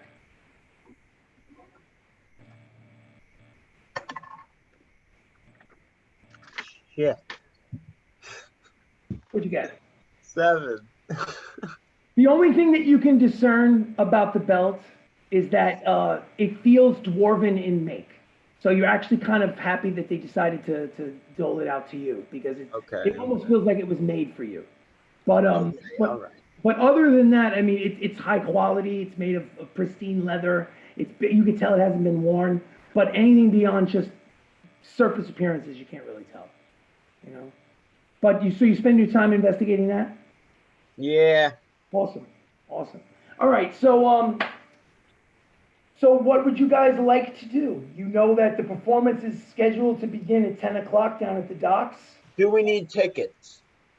Oh, it's free. I don't know, I guess you'd have to find out. What's the flyer say? The flyer back in the Dwarven Bar said that, let's see, it was free admission, donations encouraged. Yeah. Donations. All right, that's fine. The Rock, how many bullets I did you got gold. I made Money, 5 money, bullets, bag. which gives me 7 bullets total. Okay, never mind. So I have still 6 left myself. I was gonna try to skim some off you, but you don't have that many. No. All right. What would you guys like to do? Let's head there, I guess. Yeah. I'm going to get some like water and like comb my mohawk, you know, to the side. Make a, now you know what? Fine. You want to try and paste your mohawk down like a comb over? Go for it. I don't mind. I don't think that should be too hard. You can take some oil from a flask and just turn that thing and flatten it on your Am I head. still meditating? I would say that it probably you only need about an hour, so you definitely have an hour to kill after the meditation. You have both of your spell slots back. But am I still meditating? Okay. Currently, am I or no? Well, you can come out of meditation if you want. It's up to you. Baka, I have a disguise kit if you want to try playing with it. That's fine. I'll just do the comb over. Okay. Well, let's just say for argument's sake that in order to get the comb over to stick, you needed some kind of goopy stuff in order to make it lay down on your head, and maybe some of that goopy stuff came from his disguise kit. We'll just split. I'm gonna leave my Where disguise else could the goopy out stuff for have the come? other 3 to play with in case they want to cover themselves up somehow. Gotcha. Anybody want to? Well, actually, we don't have Brendan in the picture yet. We'll tell him when he comes back. Theoden, do you want to do anything with the disguise kit to try to disguise yourself, or no? I mean, I'll try. Okay. What What would you like to try to do with the disguise kit? I guess I'll try to make myself look like a fat goblin. Well, hold on a second. You want to look like a fat goblin? Wait a second. Who is actually proficient with the disguise kit? I don't think any of us are. Not even you? I'm What is not. the performance? No, but I'm just trying to say, like, I'm surprised that, like, you have a disguise kit. Why aren't you proficient in it? I'm Well, surprised. I only used it once and it backfired very heavily. Well, just because it backfired. I mean, when we created your character, were you proficient with the disguise kit? Maybe you just rolled poorly. No, I just rolled for it. Yes, so basically you're proficient with the disguise kit, right? You just had a bad roll. I think you are. It could have been, maybe. Well, listen, during this week off, we'll do some research on your character. We'll find out. Let's just say for the purpose of this session right now, you are proficient, which means it would make more sense for you to use the kit on Theoden. He would make the request, and you would make the roll to see if you can accomplish it. You want me to try it, Theoden? Make me a fat goblin, my friend. Fat goblin, okay. I don't know how close to a fat goblin he can come. I mean, you can make his skin green and maybe put some ears on with some like latex or something, possibly. I'm not so sure, but I'll give you a You take performance. my beard and put it up like the ears. Spray paint green. Well, if Theoden had done the roll, it would have been a disadvantage. But because you're proficient, it's going to be a straight roll, performance roll. Okay. Wow. Performance? 23. 23. Okay, Fat so goblin. I got news for you. You look like a fat goblin. I mean, it's fucking impressive. It's FX style, like movie style from the 20th century. That's how much you look like a fat goblin. So good job. I'll smile at him. Does Shoot him a little smirk. Sirach want a makeover while he's working his magic? Sure. What would you like to look like? I want to look like. I don't know, actually. They make me look like a dragonborn? Oh. I think I could give it a shot. Okay, I What think color dragonborn? Blue. Blue scaled dragonborn. Go for it. Straight All right. roll. Performance check. Let's see. Gonna be a no. I'm just painted blue. 13. Okay, with a 13, it's not particularly realistic. If You're a dookie colored dragon boy. someone stands right next to you, like someone stands right next to you, they can tell that it's the scales are painted onto your skin. There's no raise to it. There's no depth perception to it. It's just, but I'll tell you what, from a distance, you kind of look like a blue dragonborn. It's just if somebody gets up close, they can tell it's makeup. That dragonborn was in an accident. I'm a special dragonborn. Well, we have a blue dragonborn. We have a fat goblin. We've got a gnome with a comb over. Does the gnome with the comb over want to attempt something different, or is the comb over enough? comb over's enough. What are you doing to yourself, Mr. Pia? I'm gonna go in as Nog. No. Yeah, I'm gonna go. It lasts 1 hour, Jacob. But I can do it at will. You can do it with him? Yeah, I have. And what is it? It's like a cantrip? No, it just says at will. It's one of my Locations? yeah, evocation. Oh, perfect, absolutely. Evocations to the fiend. Yeah, no, then perfect. So you literally can become Nog at will. So, I mean, I would imagine that because you've made an effort and at disguising yourselves, it would be very difficult for the town guard to recognize you based on that poster. I mean, this is not the 21st century with like DNA technology. They got a really bad drawing to go by. They're not going to be able to find you. So I'm not even going to worry about rolls for them noticing you. So that's done. While they're doing their makeup and everything, I want to play with my cat and, try to train him. It's been a while. Okay, that's cool. That'll take about an hour. What are you looking to train the cat to do? Well, he already knows hide, stay, and come back. So maybe I'll try to teach him something else like fetch. Okay, no problem. Make a animal handling check. Yikes. 14. 14. If it was a dog, I would go for it for 14. But cats are a little more stubborn.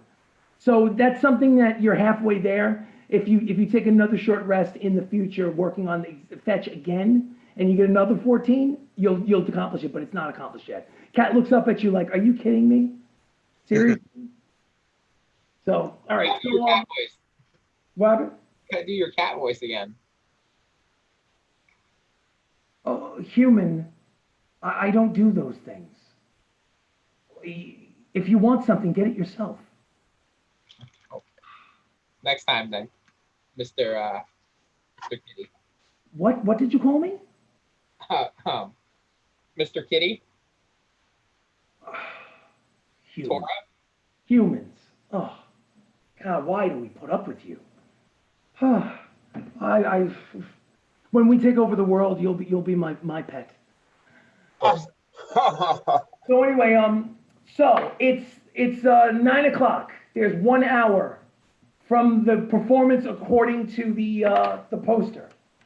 What's the plan, gentlemen? Well, they won't recognize us. They won't. So we could even go there early and try to plan our How about we go there, we go to the bar and chill there for a minute until it starts. and we can try to plan how we want to attack. Exactly. That's exactly what I had in mind. Yeah. Cool. All right, so we'll fast forward to like 10 o'clock, just for the purposes of the narrative to get it going. And we will, as you approach the docks area, there's massive numbers of people, all varieties of life. Tall, short, fat, skinny, human, otherwise, all making their way with like the energy of excitement headed towards a huge gray tent that's like the size of like a catering hall tent where you could fit like 100 people under there. Easy, right? Is it You safe make to your way through. As you get through, there's there's basically like a bucket there where you can throw in some coinage, whatever, as you make it. And people are throwing in honestly coppers and silvers. It's nothing impressive. You slowly make your way into the tent. There is no bar under the tent, unfortunately. Like if you're expecting like a bar or something, there isn't. What kind of show is this? All right. There's a wooden stage, maybe 20 feet by 20 feet, and you basically at this point in the distance can see the band basically setting up. And when I say setting up, they're not really doing that much because they use spectral instruments through magic in order to create their instruments. Is it safe to Center say of the that I'm stage. Nog right now? Say it again. Is it safe to say that I'm disguised as Nog right now? You are Nog. They have their makeup and stuff on. I'm my fat goblin. You're the fat goblin. He's Nog. We've got like a fairly convincing blue dragonborn and a gnome with a comb over. Okay. The only reason why the person that looks like them is probably Baka. But people are at least town guards who are interested in getting the reward are looking for someone with a mohawk. He doesn't have one, so you're pretty much well disguised. On the stage in the center is a massive brown-haired minotaur with black fucking horns that literally like 6 feet high, who sits down in the center of the stage on a stool. On his left and on his right are two muscle-bound green orcs, very fierce, very fucking imposing, about 6.5 foot tall each, maybe 300 pounds each. In the center of the stage, in the foreground, you have a very handsome green-skinned half-orc with jet black short hair that you know of as the lead singer Lorenzo of Orchestra. Ah, Now, Lorenzo. standing right behind him, filing her nails with her legs crossed in a very seductive fashion, not paying attention to anyone around her, sitting on a stool, is the backup singer, who's a female full-blooded orc with long dark hair. She does have big tusks, but with the exception of the tusks, maybe you like that, I don't know, but with the exception of the tusks, gorgeous with lavender eyes, and she's wearing a mini skirt and high heels, and she has tattoos of musical notes that wind their way around both legs. You remember her name as being Issa. So it's Lorenzo and Issa, and he has already begun to do his cantrips in order to incorporate the musical instruments. The two orcs are basically the lead guitar and the bass player. The Minotaur is the drummer, and you basically got spectral microphones on microphone stands for both Issa and Lorenzo, and they start up their set. And before long, people are losing their minds. There's a mosh pit down in the center. There's a light show brought on by Prestidigitation. Reds and blues and greens and whites and yellows and reds and blues. And this is the music, again, you guys have heard it before, but for the purpose of the audience, it's as if they went through another dimensional portal, came to the 21st century, found rock music from another dimension, perhaps ours, pulled that shit through to your world, and they're playing a kind of music that within the first 15 seconds, people are like, what the fuck is this shit? And then after the end of the first song, they're like, yeah, this is some good shit. And people are losing their minds, okay? So now while that's happening, you know from experience, you've got maybe about 20, 25 minutes to plan what you want to plan before something maybe, according to how they've gone before something bad happens. What would you guys like to do in that 20 minutes?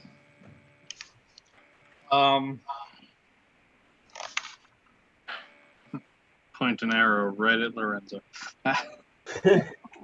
Right there. You do that? Right there. Right between the eyes. Do you seriously do that? Do you take out your bow and...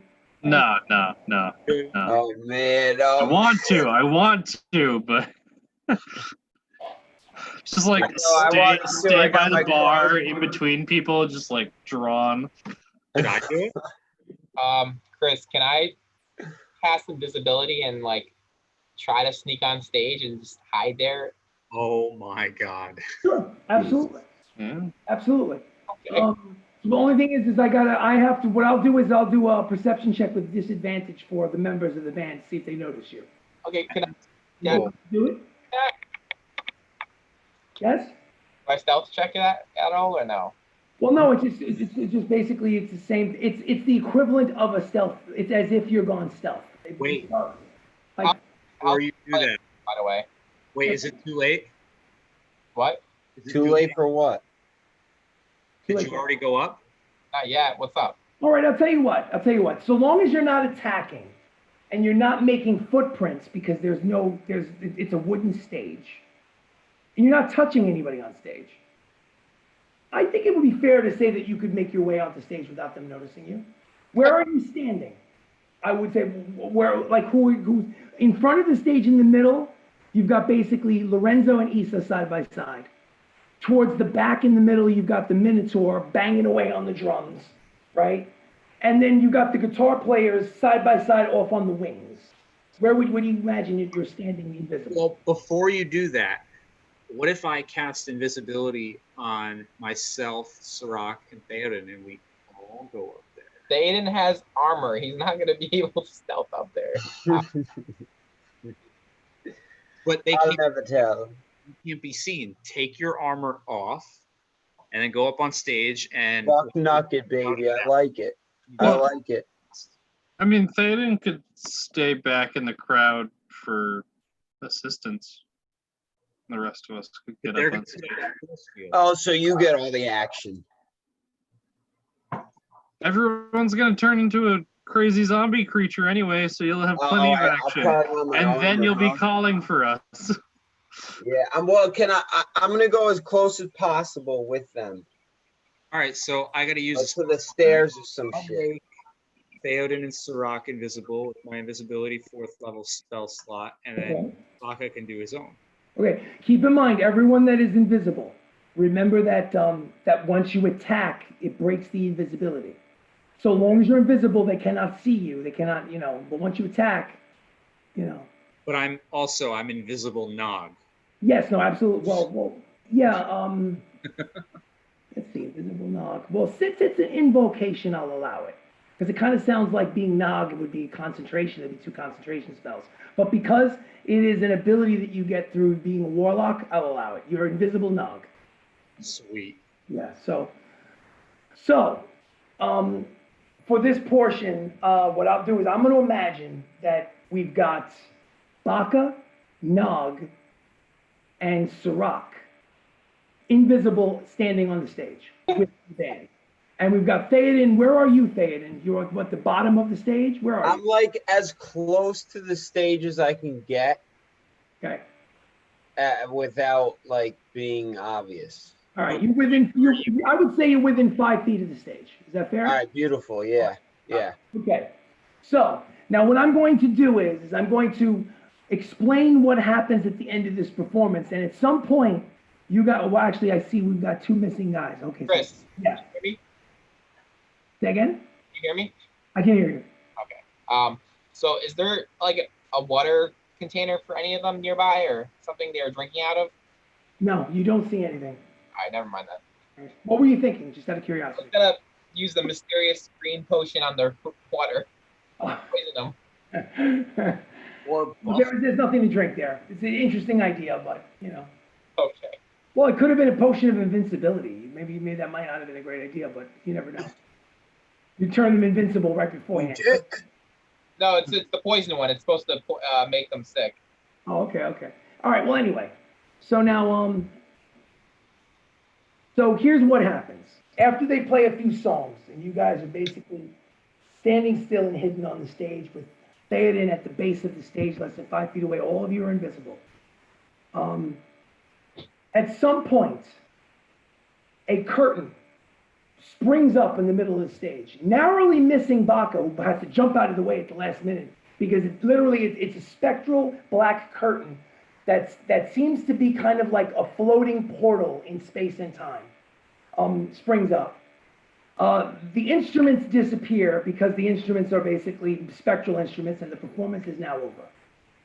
And Lorenzo, the lead singer, steps forward and addresses the crowd and says, "Ladies and gentlemen, we are Orcish Revenge. This musical performance tonight was brought to you by the Brood of Katoa, the Zentarum, and the future king of the realm, Prince Ryan. Theoden's gonna cheer. Hurrah! Everybody's cheering, so they don't notice you. You're still invisible. Yeah. I'm just Issa, would you be so throwing it in there. So he motions to the beautiful Issa behind him, and she saunters forward in her high heels, stiletto heels, and brings the hand out like this and goes, and dust from dust in her hand comes scattering across over the crowd, and people begin to convulse and scream and yell.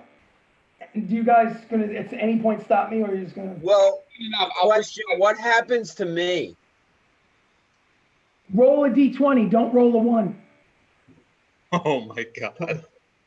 All right, I see you. Don't roll a 1. 11. Well, then you have nothing to worry about because you. Okay.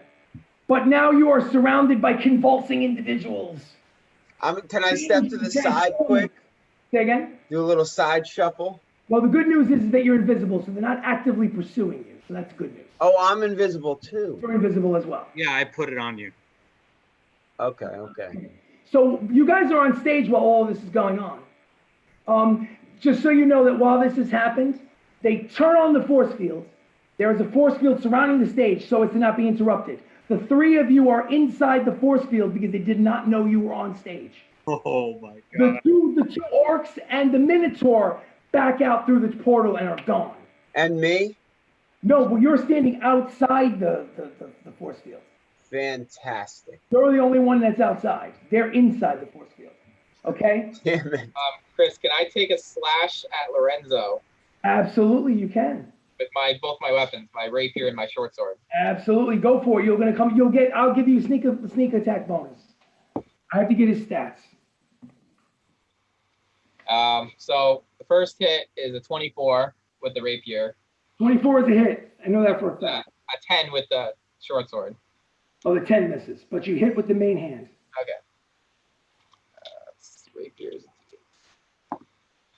5, 6, 11.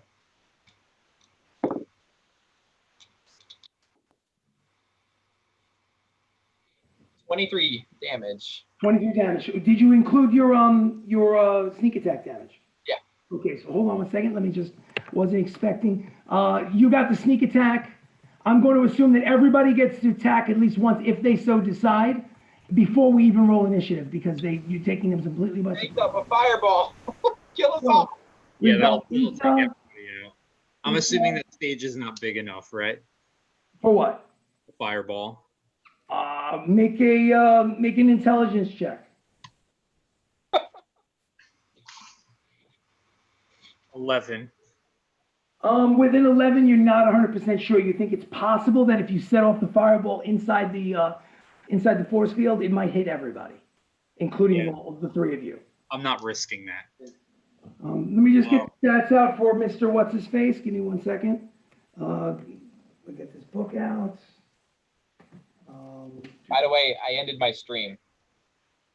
Oh, why? What happened? There was an echo, so I couldn't fix it. Okay, then don't worry about it. It silenced myself, so they couldn't hear me anymore. Gotcha. All right, no big deal. We got it on YouTube. We're good. Yeah. So, let's see. Where's page 47? Give me 1 second, guys. I'm sorry about that. Just want to get the stats out. There they are. Perfect. All right. All right. So you did 20. How many? 23, you said? Yeah. Done. It's barely a scratch on the guy. Oh shit. Okay, he turns at you. He sees you. Make a perception check, Baka. Okay. 30, 20. Dirty 20? Strangest thing happens. You remember Issa?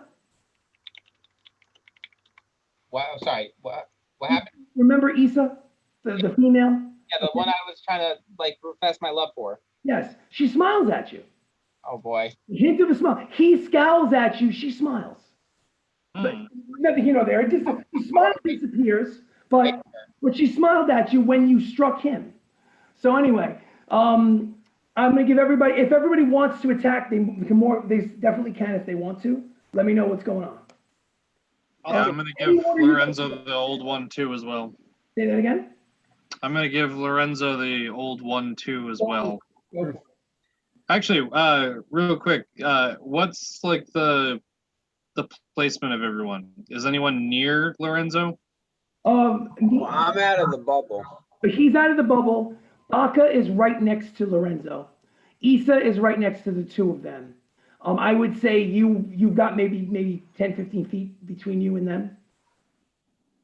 I mean, you can. Okay. But is Issa like right next to Lorenzo? Pretty much. Like within Pretty much. Within 5. Within 5 feet. Within 5 feet. Okay. So then I am going to. I'm gonna go for broke. I'm going to cast Green Flame Blade on my weapon and attack Lorenzo. Looks like a lightsaber. Yeah. That's gonna be a dirty 20 to hit. Dirty 20 is a hit. All right. So then that will be Right across the chest.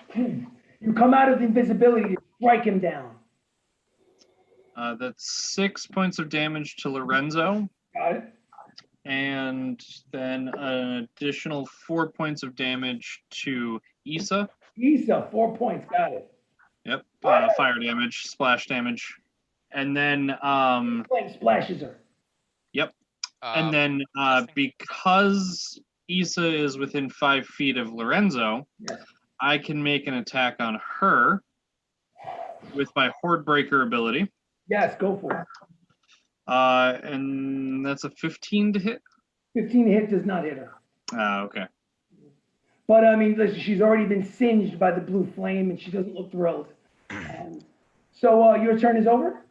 Yes. Okay. I just want to test. I have my headset on. Can you hear me? Yeah, you're on. Is it better than before? A little better. Okay. 'Cause- Actually, next week you should wear that because it's clearer. yeah, because I figured you had trouble hearing me sometimes. That's why I'm trying this out. Maybe. Well, listen. Maybe we'll all get headsets before this experiment is over. So I have to watch the YouTube broadcast and see how echoey we all are. Maybe I'll definitely go out. It might not be echoey on your end because you're recording. Oh, you sound clear. You sound clear. All right. Well, anyway.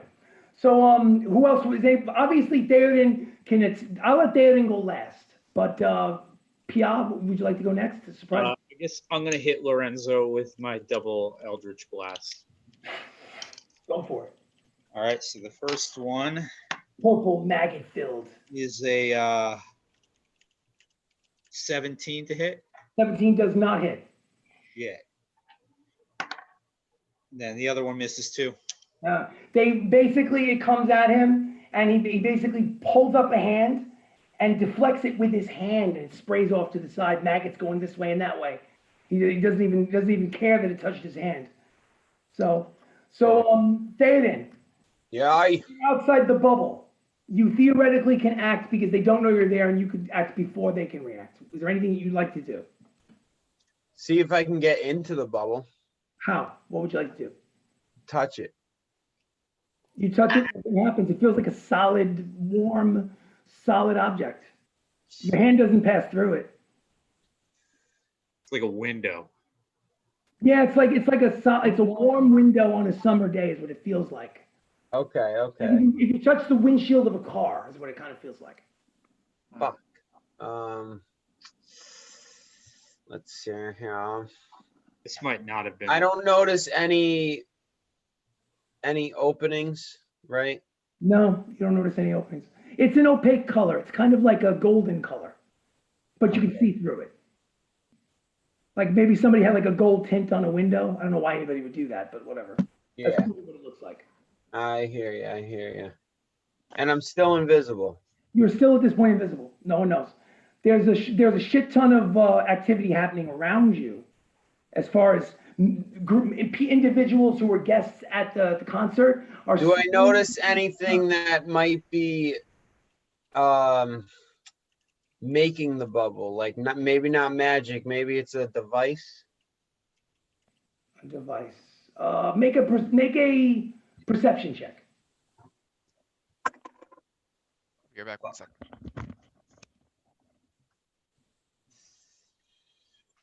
Well, No, with the time that you have in a relative darkness, now that they're Yeah. not providing light under a dark tent at 10 o'clock at night, you don't see, if there was a device powering it, you don't see it. well, In fact, I'm wait, gonna step more away from the crowd, but still stay in the like right next to the bubble, gotcha. just in case it pops. I'll be If right. theoretically there had been any enemies in that area, no one is completely transformed yet, based on the whatever that curse is that they sprayed the crowd with. But they Okay, wouldn't get an attack of opportunity against you anyway because they have no idea you were there, you're invisible. right. So you back off from the stage, what, 10 feet, 15 feet? Yeah. Okay. Yeah. Okay. All right, so your turn is over. And then now we're gonna roll initiative, basically, and we'll go that the initiative order. Everybody roll initiative. I'll hold on to your number and I'll ask you in each in turn.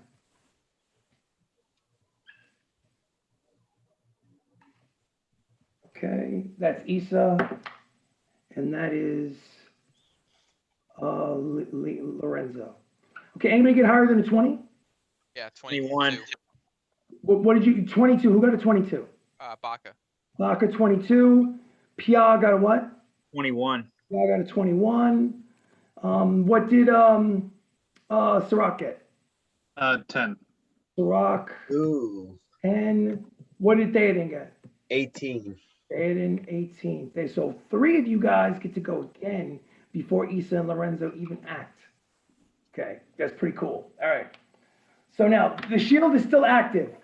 If theoretically the shield is created by Lorenzo and it's a concentration check, he must have passed his concentration check because the shield is still up. At the beginning of this new combat round, it's Baka first with Pia on deck. Baka, what would you like to do? Going in rapier short sword again. Take your short sword. Go for it.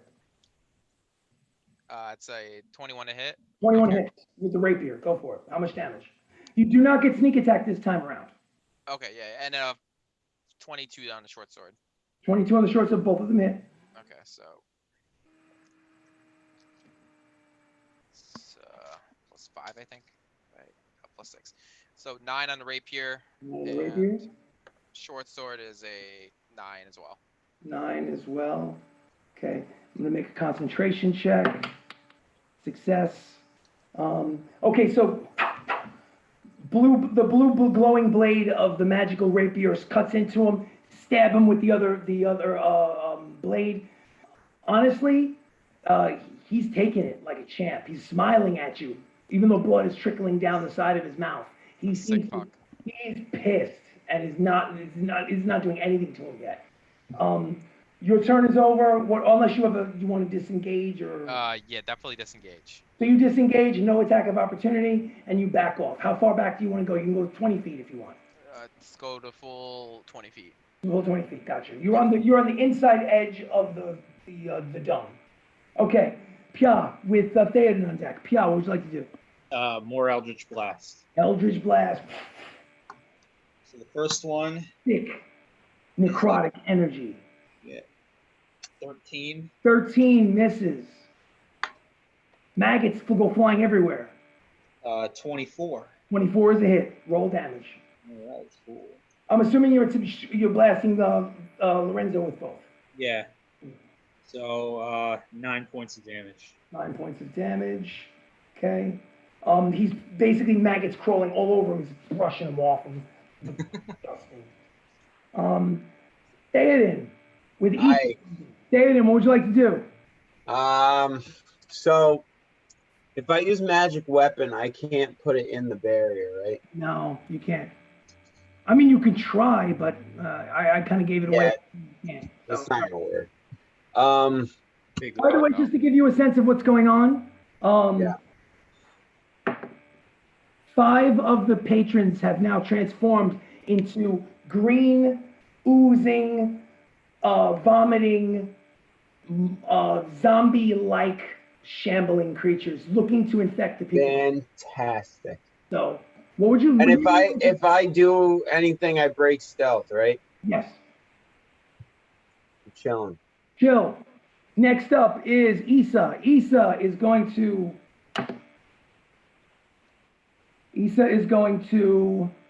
hold her action and look at Lorenzo. Lorenzo is next. Lorenzo is going to grab her by her hair. She goes, ah!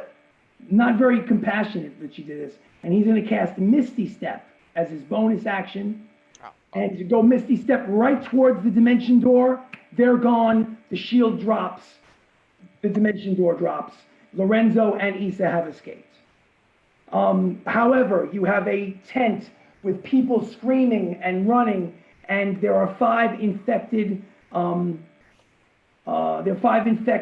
Individuals looking to infect others. So, Sirach, what would you like to do? You're next. All right. I will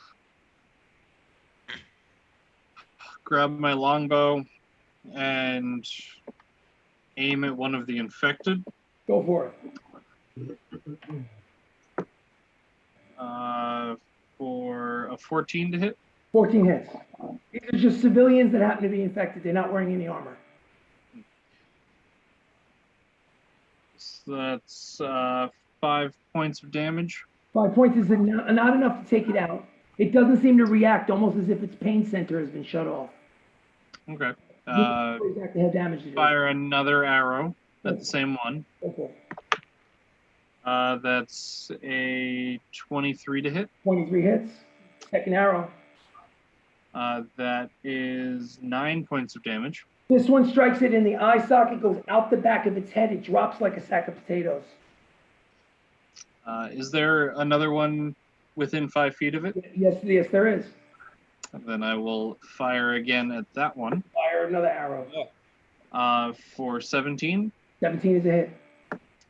And that will be 8 points of damage to 8 that one. points of damage is almost enough to take that one out, but not quite.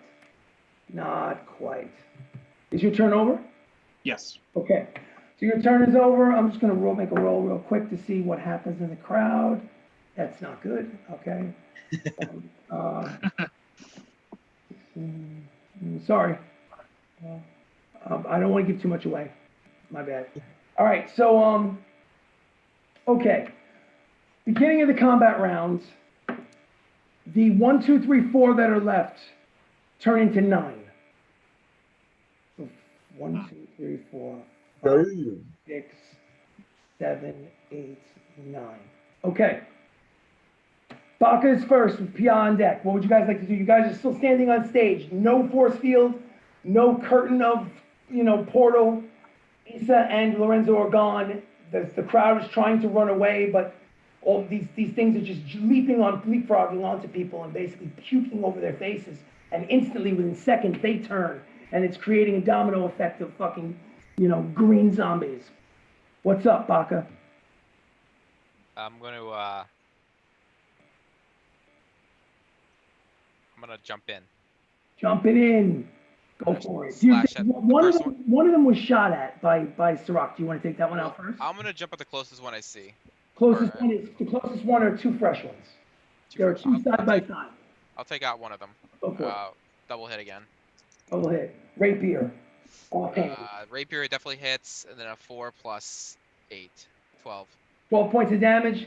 No, 12 for the second, for the short sword, I mean. Oh, 12 for the second. The short sword does not hit with a 12. Okay, so just rapier then.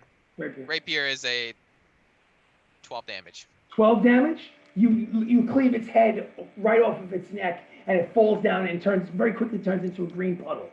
And okay. Since the one I killed is gone, any chance I can move back a few steps and try to stealth somewhere?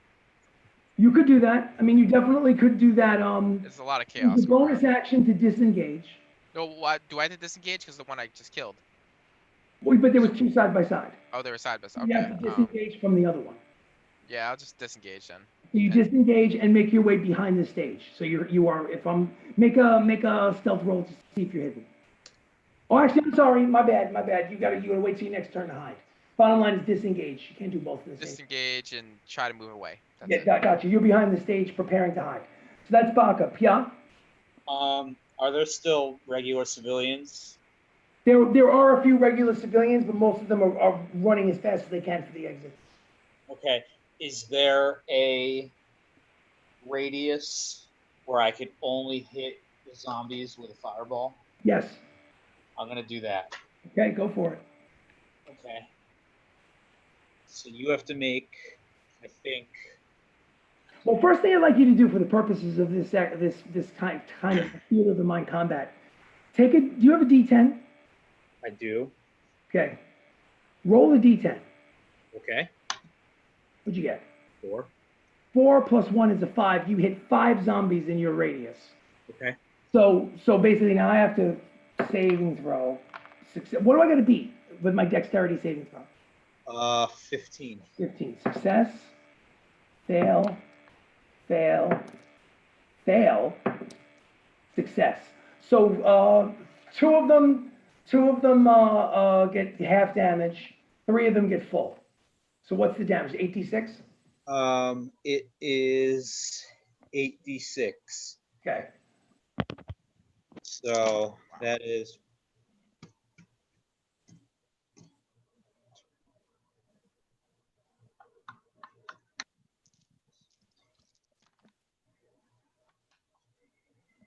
26. All 5 of them are vaporized. Leaving you guys with 3 left. 3 left. We're getting better at this. So that was Pia. Now it's Theoden. Theoden, you're still invisible. There's 3 left. What would you like to do?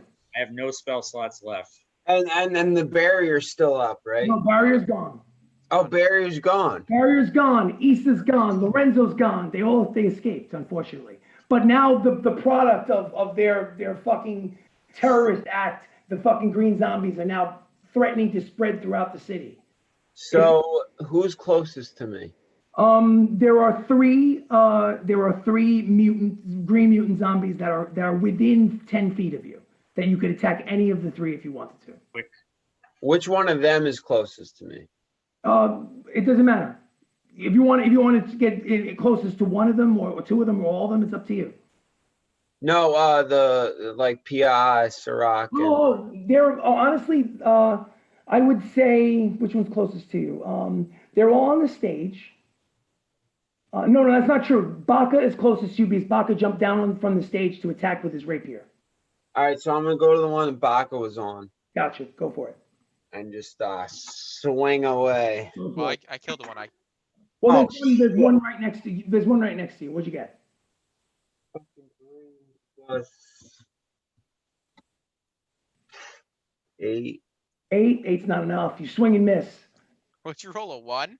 No, it was a 3 plus 8, but it's. Yeah, it's a miss. 11 is a miss. Yeah. Okay, so your turn is over now. It's the zombie's turn, and Oh, sorry. they use. Let's see. Let me think about this. So I'm gonna say that there are 3 left. One attacks Baka, one attacks Theoden, and then the other one attacks a civilian and creates a 4th.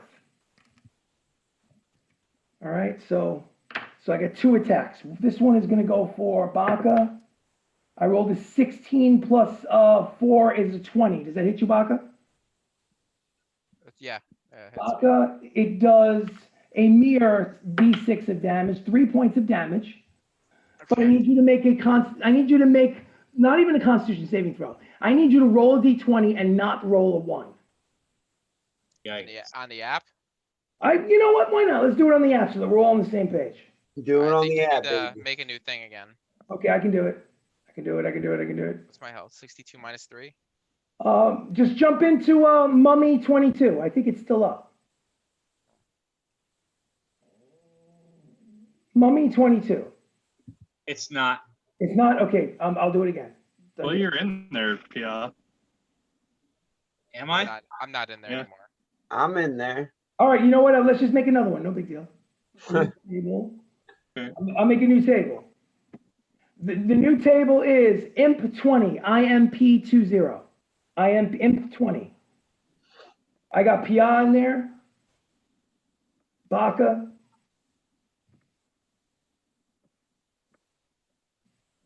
All right, Baka, roll a d20 and try not to roll a 1. You rolled a 4. You have not been infected, so you're good. Okay, now I'm going to roll on Theoden. 18 plus 4 is 22. Does that hit you, Theoden? That hits me. Oh, roll a 1. I rolled a 4 points of slashing damage. Oh! 4 points of slashing damage, not too shabby, but I need you to roll a d20 and don't roll a 1. Roll it on the app, please. Actually, I don't see your name in there. Oh. It's 20. IMP20.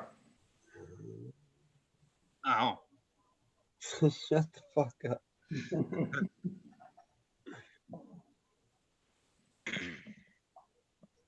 Come on, get in there. I'm in. There you are. Roll a d20. Don't roll a 1. 10, baby. 10. You I have saw a 1 in there. The 1 in not been infected. Get out of here. Okay, so there are 4 of them, but those 4, I can't. The first one that was just created cannot attack this round, and the third one created that one, so we're good. They're done. Sirach, there are 4 left. What would you like to do, Sirach? Start slinging more arrows. Slinging the arrows. Yep. 16 to hit on the first one. That is a hit. 8 points of damage. 8 points of damage. That one has 1 hit point left.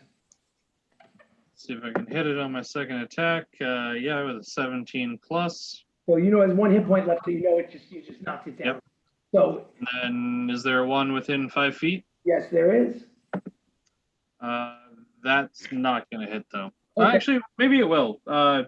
No, it won't. 9 won't hit. Never mind. No. All right. So that was Sirach. Baka with Pia on deck. Baka, there's one right in front of you if you want to attack it. Swipe it. 14 with the rapier and 18 with the short sword. They both hit. Okay. It's a 10 and a 9. 10 10 and 8. 10 and 8. A 10 and an 8 is more than enough to basically cut it literally in 2 pieces. Arm folds this way, arm folds that way, collapses in. Once its body is separated, the insides of it literally turn into like a green slush. All the internal organs have turned liquefied and pour out into a puddle on the ground. There's only 2 left. Pia, 2 left. What are you doing? Eldritch Blast, 2 beams, 1 to each one. Go for it.